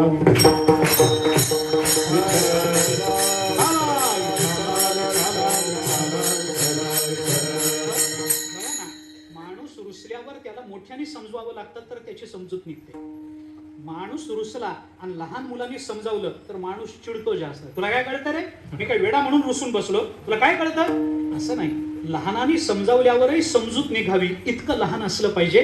तर बाल्येन तिष्ठासेत, ज्ञानोबरायांचं लहानपण असं आहे. पंडित आहेत की नाही? आहेत. बाल्य आहेत की नाही? आहेत. म्हणून ज्ञानदेव मंगळ मुनी सेवा करीत असे जनी, हा एक अर्थ त्याचा सांगितला गेला. पण दुसरा अर्थ विचारात घेत असताना जगद्गुरु शंकराचार्यांनी मुनी शब्दाचा दुसरा एक अर्थ केला. कारण का? याच सूत्राचा, याच श्रुतीचा आधार घेऊन केला. बरं, वेगळी श्रुती नाही, ही श्रुती. तस्मात् ब्राह्मणः पांडित्यं निर्विद्य बाल्येन तिष्ठासेत, बाल्यंच पांडित्यंच निर्विद्याथ मुनिः तिष्ठासेत असं क्रियापद आलं की नाही? तिष्ठासेत असं क्रियापद आल्यामुळे आचार्यांनी तिथं विधी मानलाय. त्यांनी तशा पद्धतीनं बाल्य रूपाने राहावं, तिष्ठासेत असा विधी मानला. आणि पहिल्या वाक्यामध्ये विधी असल्याने दुसरं वाक्य पहिल्याच्या अनुषंगाने आलेलं असल्यामुळे तिथं सुद्धा मुनीही हा शब्द जरी वापरलेला असला तरी त्यांनी मुनी राहावं असा अर्थ तिथं केला गेला. मग मुनी राहावं याचा अर्थ मुनी शब्दामध्ये विधान झालं, मुनी शब्दामध्ये काहीतरी प्रवृत्ती झाली, मुनी शब्द विधायक झाला. विधायक झाल्यामुळे काय झालं? मुनी शब्दाचा अर्थ तिथं केला गेला मौन. त्यांनी मुनी राहावं म्हणजे काय? मुनी राहावं म्हणजे मौन राहावं. म्हणून मुनी शब्दाचा दुसरा अर्थ होतो मौन. विठ्ठला विठ्ठला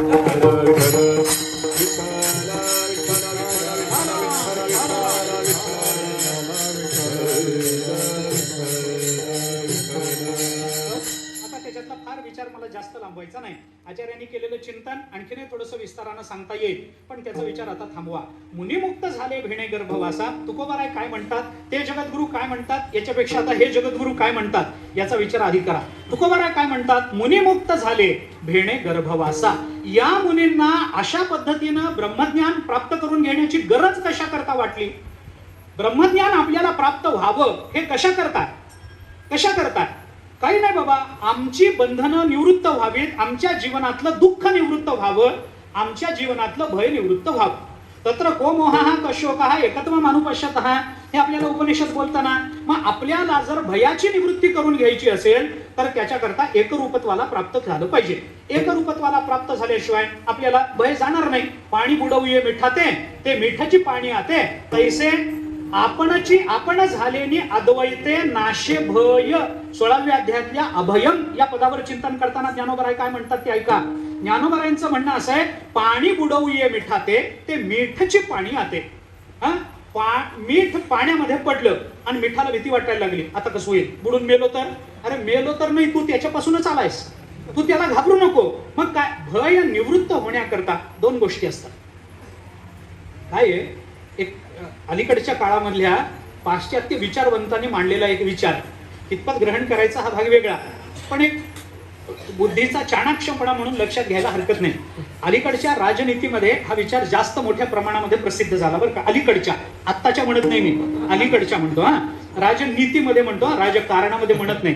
राजकारण आता त्याही अर्थाने वापरायला हरकत नाही. पण विचार असा आहे की आपल्याला प्राप्त झालेला विरोध जर मोडून काढायचा असेल तर त्याचे दोनच मार्ग असतात. काय, आपल्याला जर कुठला विरोध प्राप्त झाला असेल तर विरोध मोडून काढायचे दोन मार्ग. काय करा, एक तर आपल्या बलानं त्याला परास्त करा आणि विरोध जो विरोध करणार आहे त्याला संपवा, म्हणजे विरोध मिटला. नाही तर काय करा, आपल्याला प्राप्त झालेला विरोध जर मोडून काढायचा असेल, आपला विरोधक जर प्रबल असेल तर एक काम करा, त्या विरोधकांनी मांडलेला विचार स्वीकारा, विरोध संपला. विचार स्वीकारा ना. विचार संपला की आपल्या अंगामध्ये जर ताकद नसेल तर आपण त्याच्या मताची होऊन जा, विरोध संपून गेला. तुम्हाला काहीच करायचं कारण नाही. मीठ पाण्यामध्ये बुडालं, मिठाला पाणी संपवणं शक्य नाही, मग काय करावं, आपणच पाणी स्वरूप होऊन जावं, भय संपलं ना. पाणी बुडवू ये मिठाते ते मीठची पाणी आते, तैसे आपण झालेली अद्वैते, आपण अद्वैत स्वरूपाला प्राप्त झालो. काय होतं, नाशे भय, भयाची निवृत्ती होऊन जाते. मग या मुनींनी ठरवलं, जे मौनात गेले, मौनात जाण्याची योग्यता बाळगून आहे, म्हणून मी म्हणलं की मुनी शब्दाचा इथला अर्थ आपल्याला वेगळा करावा लागेल. आचार्यांनी केलेला अर्थ, मुनी कोण आहे, ज्याच्या ठिकाणी पांडित्य आणि बाल्य एकत्रित राहिलं तो मुनी. मुनी कोण आहे, जो पांडित्याला प्राप्त झालाय आणि पांडित्याला प्राप्त झाल्यामुळे आता मौन रूपामध्ये गेलाय, तो मुनी झाला. दोन अर्थ केले. पण इथं जर तो पंडित आहे, आत्मस्वरूपालाच प्राप्त झालाय आणि आता त्याच्या दृष्टीनं बोलण्यासारखं काही राहिलेलं नाही, तर मग तो गर्भवासाच्या भेणाने ज्ञान कसं प्राप्त करून घेईल, त्याला तर ज्ञान झालेलंच आहे. मग इथला मुनी कोण आहे, म्हणून इथल्या मुनी शब्दाचा अर्थ थोडा वेगळा करावा लागतो. मुनी मुक्त झाले, मी दोन अर्थ तुकोबारांचे सांगतो बरं का. मुनी मुक्त झाले भेणे गर्भवासा, म्हणजे काय, हे मुनी गर्भवासाच्या भयानं मुक्त झाले. झालं म्हणजे गर्भवासाच्या भयानं ते मुक्त झाले. ते जर मुनी आहे तर त्यांना मुनी म्हणायचं कसं, ते जर मुक्त व्हायच्या आधीच मुनी झाले ना, मग मुक्त व्हायच्या आधी मुनी होऊ शकत नाही. म्हणून इथल्या मुनी शब्दाचा अर्थ असा करावा लागतो की इथं मुनी म्हणजे जो मुक्त होण्याची लालसा अंतःकरणामध्ये बाळगतो, असा जो मुनी आहे तो मुनी गर्भवासाच्या भयानं मुक्त होतो. इथं मुमुक्षु असा त्याचा अर्थ होतो, एक अर्थ. पण हा अर्थ तुकोबारायांच्या वचनाला बसत नाही. का बसत नाही त्याचं कारण सांग. ज्या संतांच्या विधानातलं प्रत्येक वेळेला लक्षणात स्वीकारली पाहिजे असं नसतं. लक्षणा तर केलीच पाहिजे, पण संतांच्या विधानातल्या लक्षणे बरोबर संतांचा वाच्यार्थही लक्षणे इतकाच महत्वाचा असतो. संतांचे शब्दही तेवढेच महत्वाचे आणि त्या शब्दाचा अर्थही तेवढाच महत्वाचा. शब्दाच्या अर्थाने जो परिणाम होतो तोच शब्दानेही होतो, असं चिंतन आपल्याला करता येतं. मी एक छोटं उदाहरण सांगतो त्या संबंधात. ज्ञानेश्वरीच्या अभ्यासानं मनुष्य मुक्त होईल की नाही, होईल की नाही, होईल. ज्ञानेश्वरीच्या अभ्यासानं आत्मस्वरूपता प्राप्त होईल की नाही, परमात्मरूप होईल की नाही, होईल. मग ज्ञानेश्वरीचा अर्थ लक्षात न घेता नुसती ज्ञानेश्वरीची पारायण करणारा परमात्मरूप होईल का नाही, होईलच होईल, होईलच होईल. पारायणाचा परिणाम तुकोबाराय सांगतात, पारायण सामान्य समजू नका. पारायणात किती ताकद, तुकोबाराय म्हणतात पारायणाने मनुष्य नारायण होतो, इतकी पारायणामध्ये ताकद आहे. पारायणामध्ये शब्द शक्ती आहे आणि अभ्यासामध्ये अर्थशक्ती आहे. अर्थशक्तीने जी आत्मस्वरूपता ज्ञानेश्वरीच्या अर्थशक्तीने प्राप्त होते, तीच ज्ञानेश्वरीच्या शब्दशक्तीने होते की नाही. शब्दशक्तीने जर होत असेल तर संतांच्या लक्षणेला जेवढं महत्व आहे तेवढंच संतांच्या शब्दालाही महत्व मानावं लागेल. म्हणून जर तुकोबारायांनी मुनी असा शब्द वापरला असेल तर आपल्याला तिथं मुमुक्षु असा अर्थ करता येणार नाही. का, अरे मग तुकोबाराय सरळच म्हणाले असते, मुमुक्षु मुक्त झाले भेणे गर्भवासा म्हणाले असते, काही बिघडलं नसतं. मुनी शब्द का वापरला, म्हणून त्याचं दुसरं उत्तर आपल्याला योजावं लागतं. मुनी मुक्त झाले भेणे गर्भवासा असं म्हणताना तुकोबाराय झाले हे क्रियापद वापरतात की नाही. ते क्रियापद भूतकालवाचक आहे की नाही? भूतकालवाचक आहे. म्हणजे जे पूर्वी मुक्त भयानं, संसाराच्या भयानं जे पूर्वी भयग्रस्त झालेले होते ते मुनी नव्हते, पण जे मुक्त झाले ते मुनी. म्हणजे मुनी शब्द मुक्त झालेल्यांना तुकोबारायांनी लावलाय, मुक्त होण्याची इच्छा बाळगणाऱ्यांना लावलेला नाही. विठ्ठला विठ्ठला.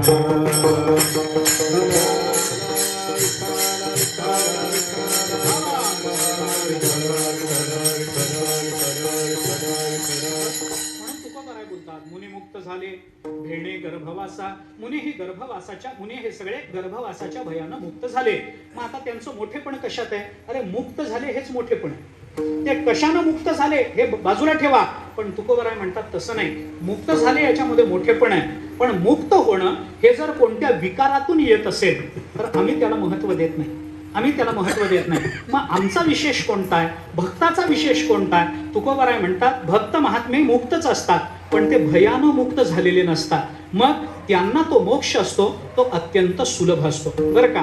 याचा अर्थ करताना कसा करायचा? वेळ संपली माझी, पण अर्थ करताना कसा करायचा याचा विचार करा. मुनी मुक्त झाले भेणे गर्भवासा आम्हा विष्णुदासा सुलभ.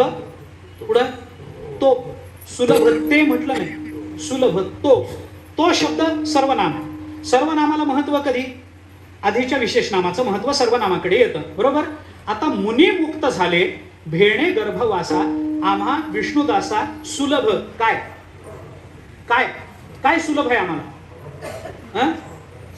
काय आम्हाला? आम्हा विष्णुदासा सुलभ तो काय सुलभ आहे? परमात्म्याचं नावच आलं नाही ना. आम्हाला गर्भवास सुलभ आहे असं म्हणायचं का? बघा बरं, विचार करू. मुनी मुक्त झाले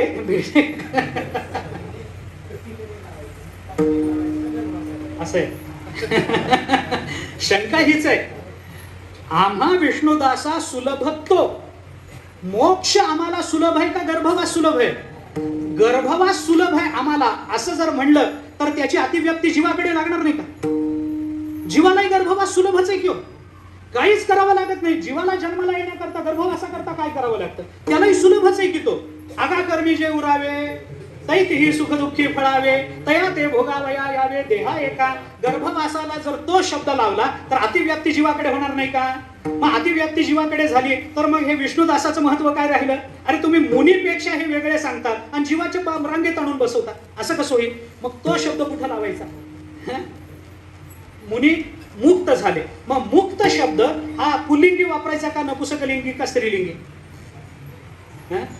मुनी मुक्त. मोक्ष शब्द कसा चालेल? मुक्त झाले ना. मुक्त शब्दावरून आपल्याला त्याचं रूप करावं लागेल की नाही? मुक्ती असा शब्द होईल. मग मुक्ती म्हणजे स्त्रीलिंगी का पुल्लिंगी? स्त्रीलिंगी. मग मुनी मुक्त. हे खाजवून खरूच काढणं म्हणतात त्याला. विठ्ठला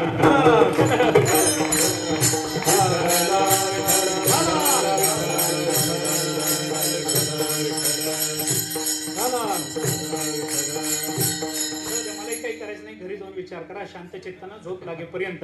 मुद्दा असा की तुकोबाराय बोलतात आम्हा विष्णुदासा सुलभ तो. आम्हाला काय सुलभ आहे? अरे ज्या मोक्षा करता भय अंतःकरणामध्ये बाळगलं गेलं आम्हाला तो मोक्ष अतिशय सुलभ आहे. आम्हाला त्याच्याकरता खटपट करावी लागणार नाही. आम्हाला त्याच्याकरता विकार अंतःकरणामध्ये धारण करावा लागणार नाही. मुक्त शब्द जरी तो वापरला तरी जो मुनी मुक्त झाला तो मुनी आणि त्याचं मुनीपण तो आम्हाला सुलभ आहे असाही अर्थ करा.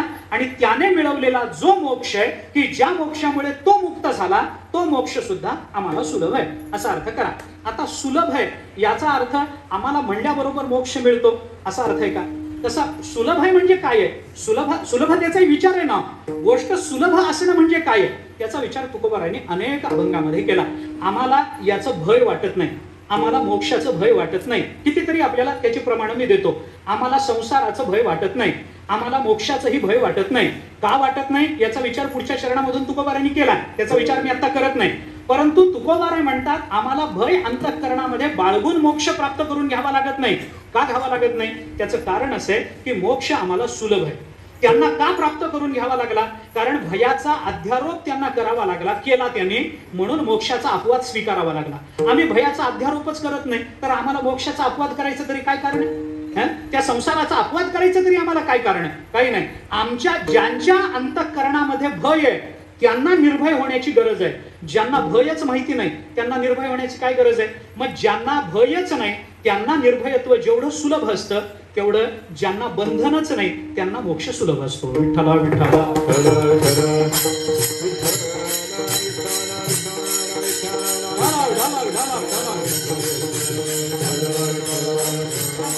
गर्भवासाचं कोणतंही भय अंतःकरणामध्ये नाही. भय नाही जन्म घेता मोक्ष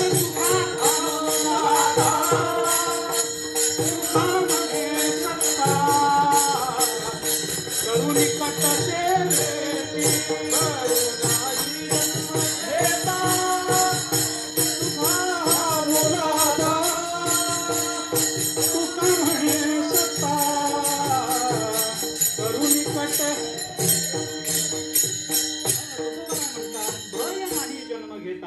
मोक्ष सुखा हण लाथा तुका म्हणे सत्ता करू निकट सेवेची.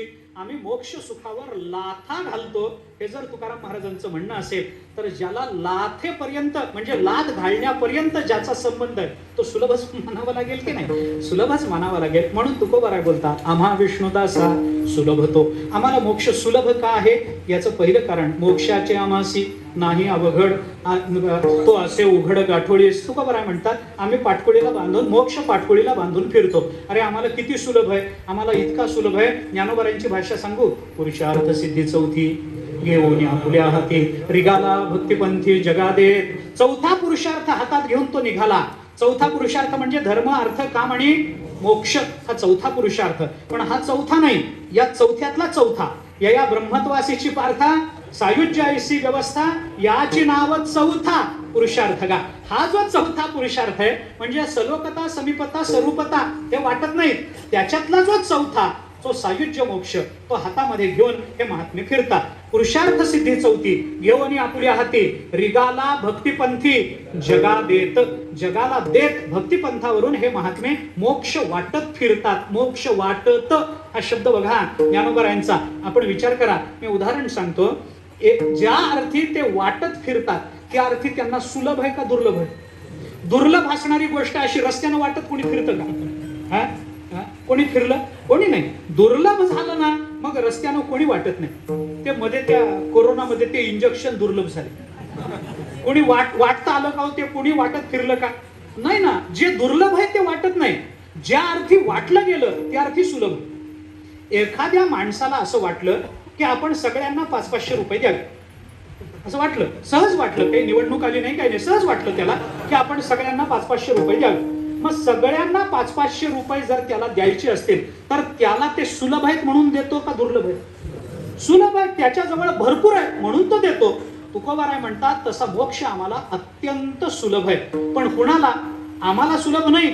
त्याच्याकरता वैलक्षण्य सांगितलं. विष्णुदास असणारे जे आम्ही त्या आम्हाला तो मोक्ष सुलभ आहे. आम्हा विष्णुदासा सुलभतो. आता मोक्ष सुलभ का आहे याचं दुसरं चिंतन जर करायचं झालं अभंगाच्या अनुषंगानं दुसरं चिंतन जर करायचं झालं तर मोक्ष दुर्लभ त्यांना आहे की ज्यांना प्रपंच सत्य आहे. ऐका, मोक्ष दुर्लभ कुणाला आहे? ज्यांना प्रपंच सत्य आहे. ज्यांना प्रपंचाचंच मिथ्यात्व आधीपासून कळालेलं आहे त्यांना मोक्ष दुर्लभ वाटायचं कारणच नाही. विठ्ठला विठ्ठला.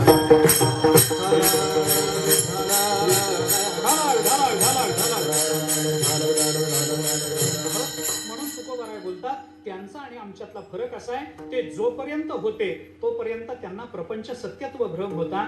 आम्हाला मुळातच प्रपंच मिथ्यात्व निश्चय आहे. त्यामुळे आम्हाला त्याच्याबद्दलचा अरे मोक्ष परमार्थामध्ये साध्य हे प्राप्तीचं कारणच होत नाही. हो, प्राप्तीचा हेतूच होत नाही.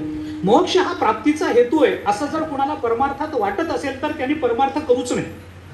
सरळ आहे. कारण परमार्थामध्ये मोक्ष मिळवायचा नाहीच आहे. मोक्ष मिळवण्यासाठी जर कुणी परमार्थ करत असेल तर त्याने आनंदानं संसार करावा, या भानगडीत पडू नये. का बाबा असं का म्हणतो? त्याचं कारण एवढंच आहे. जरा वेगळं सांगतो. कारण एवढंच आहे की ज्याला काय आहे जरा तात्विक कारण आहे त्याचं. लक्षात घ्या. मोक्ष आम्हाला नित्य प्राप्त आहे. नित्य प्राप्त. ज्याला तो प्रपंच मिथ्या आहे हे कळतं त्याला कधीही त्याला मोक्ष कधीही दुर्लभ वाटत नाही. ज्या नदीला समुद्र हे आपलं रूप आहे हे नक्की कळालेलं असतं, ती मध्ये येणाऱ्या खाचा खळग्यांकडे बघत नसते हो. तिला समुद्र सुलभच आहे, कारण तिला माहिती तेच माझं स्वरूप आहे आणि आपलं स्वरूप आपल्याला नित्य प्राप्त असतं. त्याच्यामुळे त्याच्या प्राप्तीची चर्चा नाही, पण प्राप्त असूनही अप्राप्त वत प्राप्त असूनही अप्राप्त वत आहे, म्हणून प्राप्त वत करून घेण्याचा प्रयत्न केला पाहिजे. हो, नाहीतर तो नित्य प्राप्त आहे. म्हणून तुकोबाराय म्हणतात आमचं वैलक्षण्य याच्यात आहे. त्यांना भयानं मुक्त व्हावं लागतं, आम्ही भयानं नाही, आनंदानं परमात्मा आपला करतो. हा दोघांमधला फरक. त्यांच्या अंतःकरणात भय आहे, भक्ताच्या अंतःकरणामध्ये आनंद आहे. दुसरा फरक, त्यांनी अवघाचे संसार ब्रह्मरूप केला. त्यांनी केला. आम्ही काय केलं? आम्ही ब्रह्मरूपच केला. आम्ही काय केलं? ब्रह्मरूप असतो का करावा लागतो? प्रपंच ब्रह्मरूप आहे का ब्रह्मरूप करावा लागतो? मडकं मातीपासून निर्माण झालं, ते माती स्वरूपाचं आहे का फुटल्यावर त्याची माती होते? असतानाच ना, तो माती स्वरूपच आहे. मग आम्ही केला म्हणण्यामध्ये काय पुरुषार्थ आहे? आम्ही काय केला? आम्ही काही केलं नाही. ज्ञानोबारायांचे चिंतन सांगतो. ज्ञानोबारायांचं वर्णन करत असताना आपण ज्ञानोबारायांची आरती म्हणतो.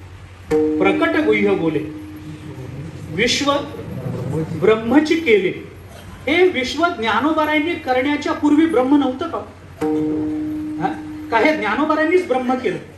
अरे ज्या विश्वाची निर्मितीच परब्रह्मापासून आहे, यतो वा इमानी भूतानि जायन्ते येन जातानि जीवन्ति यत् प्रयन्ति अभिसंविशन्ति तद् विजिज्ञासस्व तद् ब्रह्म.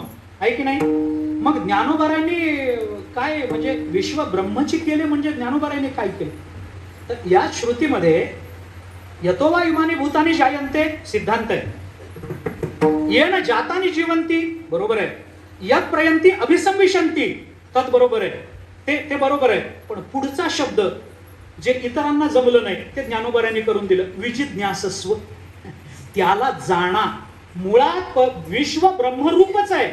फक्त ज्ञानोबारायांनी केलं म्हणजे काय केलं? ज्ञानोबारायांनी आपल्याला ते जाणवून दिलं, म्हणून विश्व ब्रह्मची केली. विठ्ठला विठ्ठला.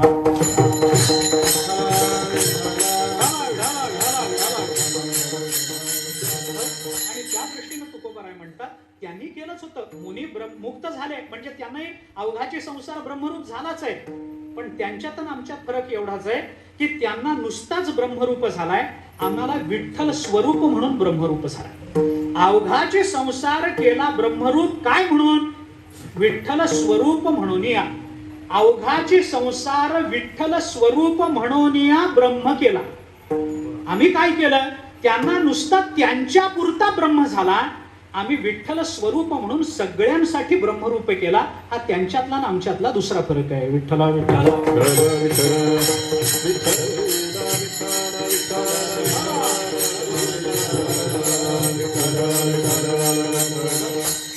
विठ्ठल स्वरूप, आता ब्रह्म आणि विठ्ठल वेगवेगळे का? तरी ब्रह्मरूप असताना विठ्ठल स्वरूप म्हणलंय, त्या अर्थी काहीतरी तुकोबारायांचा हेतू असला पाहिजे. तुकोबाराय म्हणतात ते ज्या मार्गाने गेले तो मार्ग खडतर होता. कोणता? पुराणाने सांगितलेला. पुराणाने साधनं उद्भट सांगितली, कडक म्हणून सांगितली, कठीण म्हणून सांगितली. पुन्हा करता कशाची साधनं? ती वैकुंठाची. वैकुंठा जावया तपाचे सायास, हे पुराणाने सांगितलं आपल्याला. गोष्ट खरी आहे, परंतु आमच्या करता मात्र, आम्हाला मात्र सोपं आहे. किती सोपं, आम्हाला काहीच करावं लागत नाही. फार सोपं. किती सोपं. तुकोबाराय तर म्हणतात अरे त्याच्याकरता आम्हाला फार कष्ट करावे लागत नाही. तुका म्हणे हेच नीट जवळी वाट वैकुंठ. तुका म्हणे हेच नीट जवळी वाट वैकुंठ. पण हे कधी जवळी होते? ज्या वेळेला तुकोबारायांबरोबर जाऊ तेव्हा जवळी. स्वल्प वाटेच लाजाऊ, स्वल्प वाटेच लाजाऊ, स्वल्प वाटेच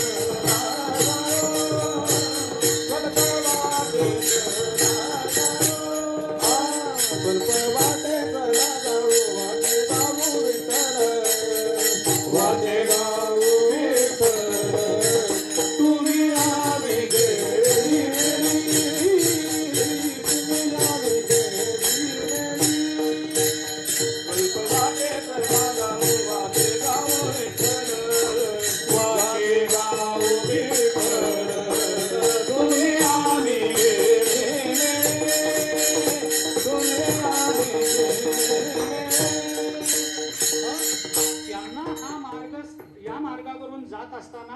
एकांत वासामध्ये जाऊन बसावं लागलं.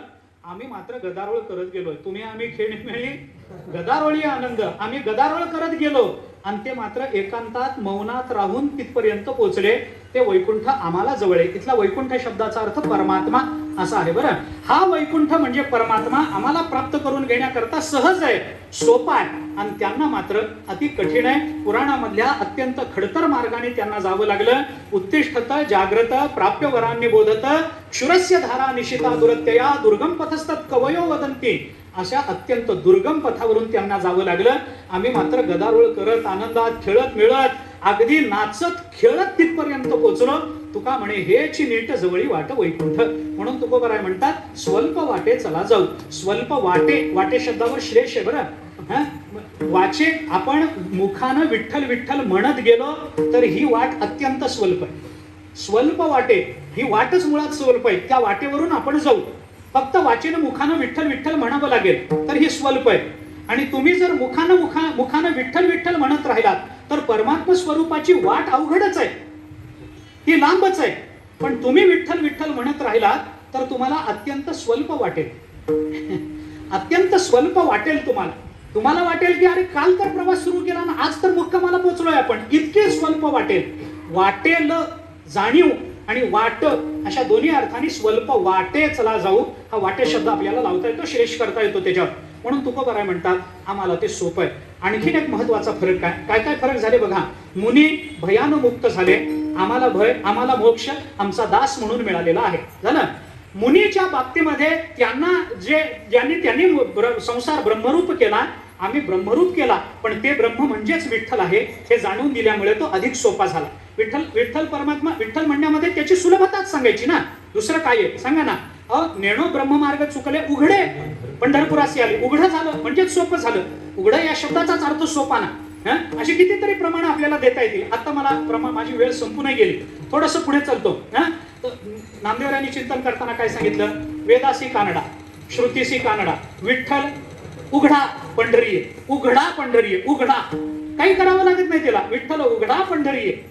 काय त्याला त्याच्यासाठी काय करावं लागलं. काही नाही, नुसतं नाम घेतलं की आम्हाला ते सोपं झालं. मुखी नाम हाती मोक्ष ऐसी साक्ष बहुतांची वगैरे वगैरे प्रमाण त्याला देता येतील. परमात्मा आम्हा भाविकाशी सुलभ होतो. तो आम्हाला सुलभ झाला पण भाविकाला सुलभ झाला. म्हणजे त्यांना ते भय आहे, आम्ही निर्भय आहोत. एक फरक. त्यांना ब्रह्मरूप आहे, आम्हाला ब्रह्मरूप आहे, पण ते ब्रह्म म्हणजेच विठ्ठल आहे हे आम्ही दाखवून दिले. तिसरा फरक, ते पुराणांनी सांगितलेल्या खडतर मार्गावरून गेले, आम्हाला मात्र ते झटपट प्राप्त झालं. आम्हाला मात्र तो वैकुंठाचा मार्ग सोपा. आणि चौथा फरक तुकोबारांनी शेवटी सांगितला. एक महत्वाचा फरक आहे, त्या मुनींनी मोक्ष प्राप्त करून घेतला, तो फक्त स्वतः करता करून घेतला. आम्ही मात्र जनांकरता तो उघडा केला शेवटच्या चरणात. तुका म्हणे जाना, तुका म्हणे जाना, सकाळा सहित तुका म्हणे जाना, तुका म्हणे जाना, सकाळा सहित तुका म्हणे जाना, तुका म्हणे जाना, तुका म्हणे जाना, सकाळा सहित तुका म्हणे जाना, तुका म्हणे जाना, तुका म्हणे जाना, सकाळा सहित तुका म्हणे जाना. देऊ अखंडिता प्रेमातू, देऊ अखंडिता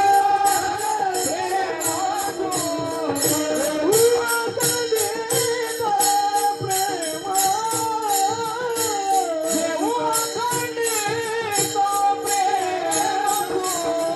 अवघाती संसार, अवघाती संसार, देवा ब्रह्मरूप अवघाती संसार, अवघाती संसार, अवघाती संसार, देवा ब्रह्मरूप अवघाती संसार. तुकोबाराय म्हणतात तुका म्हणे जना सकळा सहित. घेऊ अखंडित प्रेमसुख.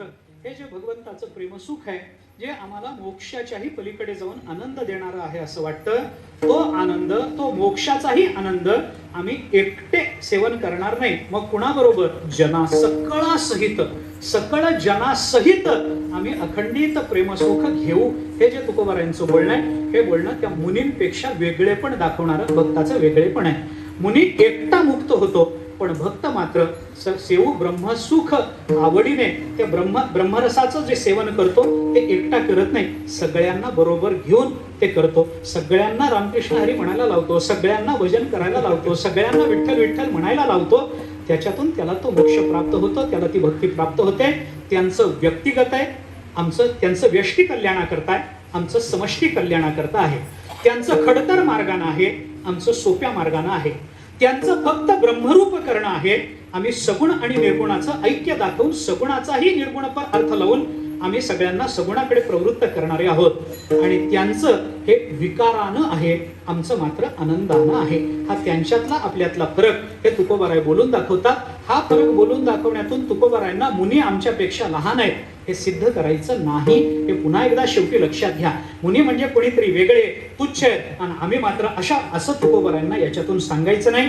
मुनींना लहान म्हणायचं नाही, फक्त आपल्याला जे मुनी मोठे वाटतात, मुनी म्हणलं की पटकन आपल्या अंतःकरणामध्ये जी आदराची भावना निर्माण होते, ते जे मुनी, त्यांच्यापेक्षा आपले संत महात्मे हे आपल्याला अधिक सुलभ मोक्ष करून देणारे आहेत, आपल्याला अधिक लवकर परमात्म्यापर्यंत पोहोचवणारे आहेत, आपल्याला अधिक लवकर आपल्या स्वरूपापर्यंत पोहोचवणारे आहेत, आणि अधिक लवकर आणि अधिक प्रगाढ असा आत्मस्वरूपाच्या आनंदाचा परिचय करून देणारे आहेत. याच्याकरता म्हणून विष्णुदास हे त्या मुनींपेक्षा सुद्धा श्रेष्ठ आहेत असं चिंतन तुकोबारांनी फक्त कैमुत्तिक न्यायानं केलेलं आहे. हा न्याय जो आहे ना, त्याला कैमुत्तिक न्याय असं म्हणायचं.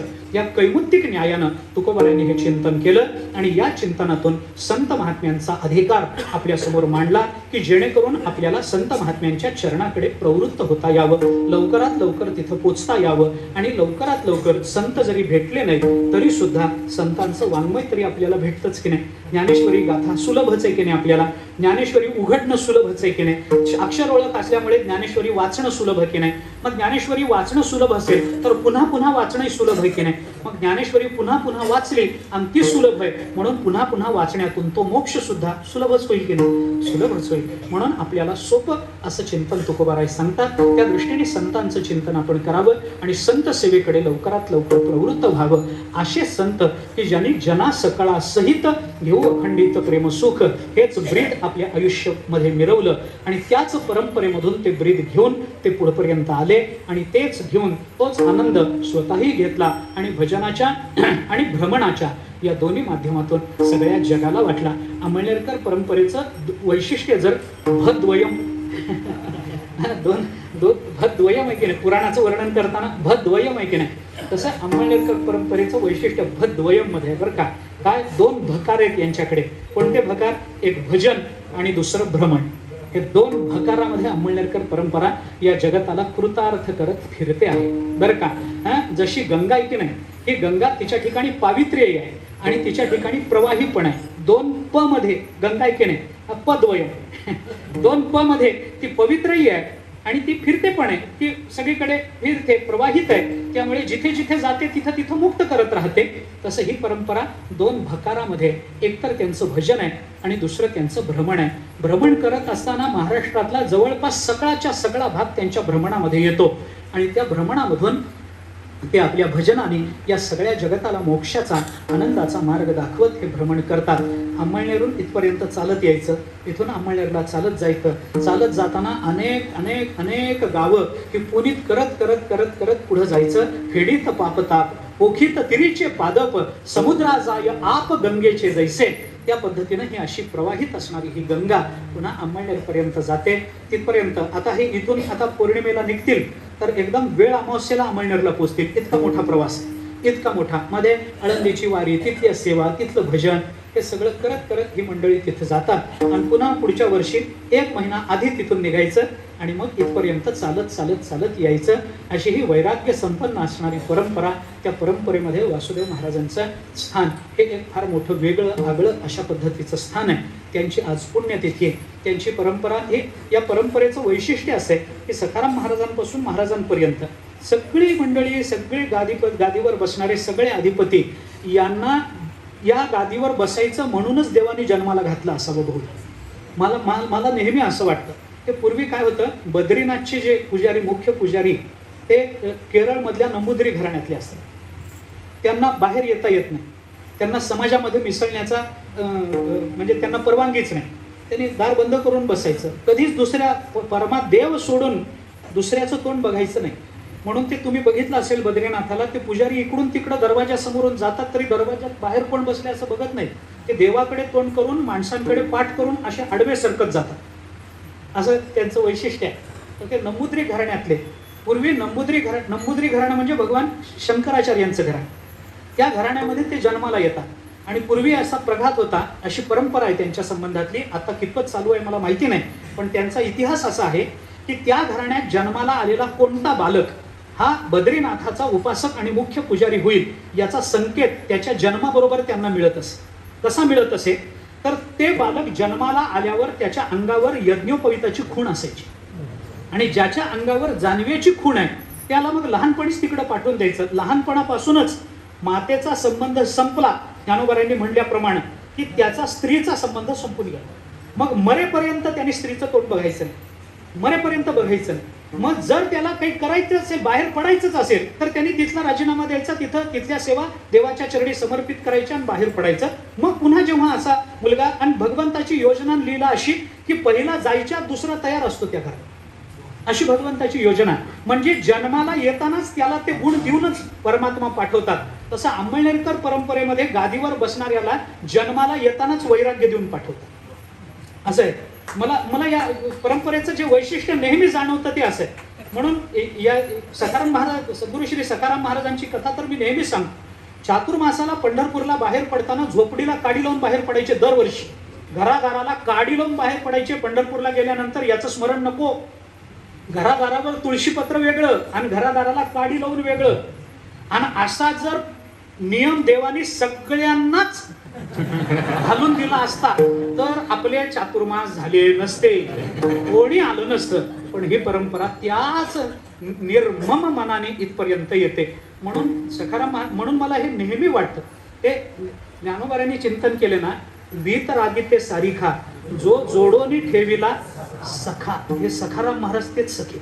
हा, ते सखा म्हणजे ते सखाराम महाराजातलं सखा तिथं आलं. जोडोनी वीत रागिते सारिखा जो जोडोनी ठेविला सखा तो अघव्याची भूमिका सवेची चाले. हे ज्ञानोबाराय बोलतात की नाही, तशी ही परंपरा. त्या परंपरेमध्ये वासुदेव महाराजांचं एक स्वतंत्र स्थान आहे. त्यांचं मोठं कार्य आहे. अनेकांना भजनानंदी बनवणं, अनेकांना भजन मार्गाला लावणं आणि अंततोगत्वा परमात्मा सुलभ आणि सोपा करून ठेवणं, हे काम त्यांनी केलं. त्यांची पुण्यतिथी, झालेली सेवा त्यांच्याच चरणी आपल्याला समर्पित करायची आहे. मधलं भजन राहिलंय, मला ज्ञात आहे. मधलं भजन, शेवटचं भजन एकदमच घेणार आहे, हेही तुम्हाला ज्ञात असेलच आता. त्यामुळे मला कल्पना आहे, झालेली सेवा वासुदेव महाराजांच्या चरणी, परंपरेच्या चरणी समर्पित करतो. वाणीला विराम देतो. विठोबा